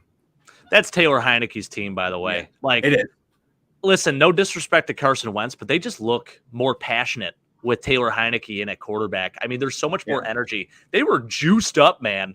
I mean, they took down the Packers today, and they played a really good game across the board. I thought everyone on that team played that much better with Taylor Heineke in as the quarterback. So, yeah, it's going to be interesting to see how they go from here. I mean, when Carson Wentz returns, does he become the starter again? I mean, they pay him a lot of money to start at quarterback for them. So, I don't really know how they're going to handle that situation. But Taylor Heineke, man, I really like him a lot. So he's a tough, gritty guy. Kind of reminds me of Ryan Fitzpatrick a little bit. So that's fun to watch. But, yeah, I would say biggest surprise to the AFC is definitely the Broncos.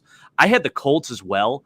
They're a team that I thought was going to be way more competitive. I mean, I know right now, what are they, 3-3-1? But they tied the first game of the year against the Texans. Like, they missed that field goal with Rodrigo Blankenship, and no one wanted to win that game, so they just tie it. And, yeah, just really like a lack of offensive production from them. I know Jonathan Taylor has been out for a while, and he came back today. He looked better, but even so, he's the first overall pick in everyone's fantasy draft and hasn't really – I don't think he's had a 100-yard game yet, or maybe one. I think he had one. Yeah, I think you're right. And that's it. So, and Nyheim Hines, they're talking him up like he's going to be the secret weapon. Hasn't really done a whole lot either. I know he's been banged up too, but I mean, outside of really like Michael Pittman Jr., I mean, he's had his moments this year. He's kind of gone off a few times, but yeah, I'm very surprised with their record as well. I definitely thought that they were going to come out as kings of the AFC South, and here we still have the Titans at 4-2 leading that division. So I would say out of the AFC, those are probably my two surprise teams. And the Jets, of course, we talked a little bit about them. But as far as like teams underperforming, it's probably the Colts and the Bengals or Broncos.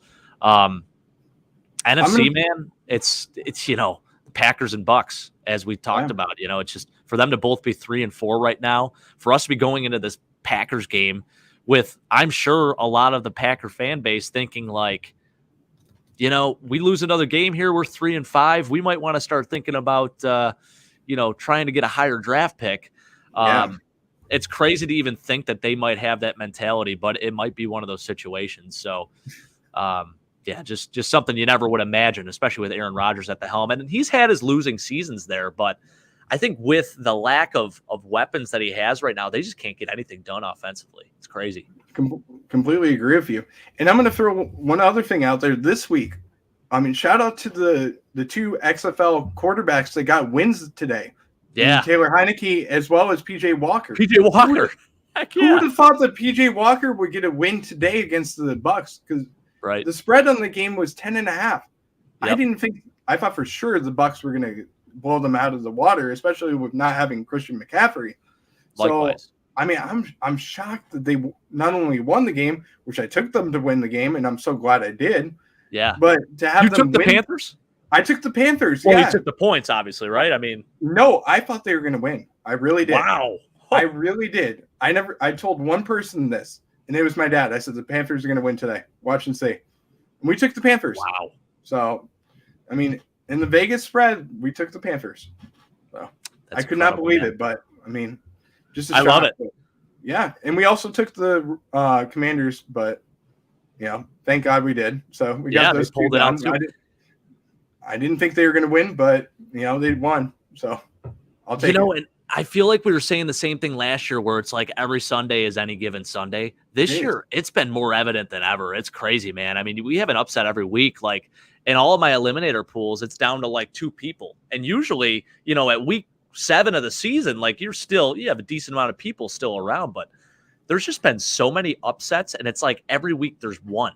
There's at least 1 or 2. It's wild to see, but Slinky out there. Thank you for joining us again, Slinky. Appreciate you. He's saying it's a good thing you don't know your punter's name. That's hilarious. Slippery Sam Martin. Don't forget it. He's very important to this team, and I'm very happy with his production this year. Glad we don't have to use him a lot, though. It's a great thing for sure. He's the water boy right now. Pretty much. Yeah, he's out there to look pretty, pour some water, and hold some kicks, but that's about it. Mike, thank you, sir. You're the freaking man. Mike always does a great job hosting. It's not an easy thing to host, Mike. I'll tell you that. I lose train of thought so fast. So apologize, Brett. I'm trying my best to keep us on track here, but Mike does a really good job at it. And shout out to Mike Hartel, too. He said he left the Titans for dead after week 2. I agree. I thought they were totally dead in the water, but here they are still at 4-2. So they're going to be around. Obviously, Derrick Henry, that entire offense runs through him. So, yeah, it's going to be pretty interesting to see how they finish up the year. Yeah, and Slinky mentions he's cheering for the Steelers right now. I'm watching this game. I got it over on. So, Brett, I have these 4 TVs behind me. Yep. I have another TV in front of me here. So I'm watching the game through that. So I don't know if you see me throughout the show. I'm kind of eyeing up that TV. So it's 16-10 Miami right now. The Steelers have the ball. There's 4 minutes and 46 seconds left in the fourth. It's been a pretty good game. And it looks like there's some rain falling too. And wow, Kenny Pickett. No, maybe it's not raining, but almost a really nice catch there by Pat Freiermuth. But anyways, yes, I've been blabbering a lot here. Yeah. So Brett, I'll let you just finish up with some closing thoughts here, and we'll get the heck out of here. Yeah, I mean, I got to say thank you to you guys. I appreciate Mike and Jake for having me on. This has been incredible. I never would have imagined we would have done my longest show ever on a podcast. I mean, with 4 people, I knew it was going to go long. We're at the 3-hour mark. I mean, we can make this a marathon, man. Let's just keep it going. Right. But, I mean, I got to give a shout out to you guys. I everything. I love your content. You do an amazing job. And thank you, man. This is awesome. Would love to be back on again. If you ever want to have me on, I would love to be on. And I mean, as always, like and subscribe to everybody on here. You know, we had all 3 of our YouTube channels going at once, so that was awesome. So I appreciate you guys. Yeah, Brett, why don't you give yourself a plug too, man? Yeah. Like, where can people find you? Yeah, you can find me we have 5 different social media accounts. We're on Instagram, Facebook, Twitter, YouTube, and then TikTok now. So we're getting that started. Starting that off a little bit. Haven't really made a lot of posts on there, but hey, you got to do what you got to do to get the fans going. So I started off as a Bills fan. I know we talked about it in the behind the scenes, but I started off as a Bills fan when my dad held me up in front of the stadium back when it was Ralph Wilson Stadium. He held me up and did the Lion King scene where he held me up and said, "You're dedicated as a Bills fan." And wow, I'm glad to be a Bills fan. It's been some of the best years of my life, some of the worst years of my life, but I wouldn't trade a day of being another fan of another NFL team for anything because I love the Bills so much. And being able to cover the Bills with guys like you and Bills fans like we have, it's incredible. And if I'm able to touch one person or I'm able to touch 1 million people, whatever the case is, where if I'm in between that, that's fine. But I just want to make at least one person enjoy my show each week. That's all I care about. And if I get 1 subscriber or 1 million subscribers, I don't care. I love that, man. Yeah. And that's something to be said. I mean, the Bills fan base, they're so close knit. And it's so cool meeting people from other states, all over the world, really. I mean, we have people in the chat even. Brett, I don't know if you've seen it, but we had people from like the Netherlands. We had a person from India. I mean, all over the U.S. I know, Mike, I think you're from Iowa, you said. It's just a really cool thing to have all these. Chris Tebow. I know he was in here too. He's from Canada. So it's just a really cool thing, man, to bring the fan base together and just to talk some ball. It's a great thing. So we appreciate everyone that joins and watches the shows. And yeah, make sure you go subscribe to Brett's channel. It's the Go Bills podcast. Make sure you give them a like, comment, subscribe. This is broadcasting on his channel as well. Also with Sean, Red, White, and Bills, make sure you give him a follow, give him a like, subscribe, comment, do all that good stuff. And for us as well, Nickel City Mafia, we appreciate you guys joining us. And Brett, anything else? That's all I can say, man. I appreciate it, guys. This has been phenomenal. And as always, go Bills. Go Bills, baby. Yeah. And hey, guys, the bye week is over. Thank God. Thank God. So now we got to focus on Green Bay. We're going to be having a pregame show. I know probably Sunday. We'll have to get together. Me and Mike will discuss about that. But hey, Midnight Hood, Rochester, New York. Very nice, brother. I'm right here in Buffalo, so not too far from you, about an hour and a half away. So as always, guys, make sure you like, comment, subscribe. Go follow all of us on our social media platforms, and make sure you subscribe on YouTube. We appreciate the heck out of you. And hey, Brett, let's go beat the Packers. And as always, go Bills. Go Bills. All right.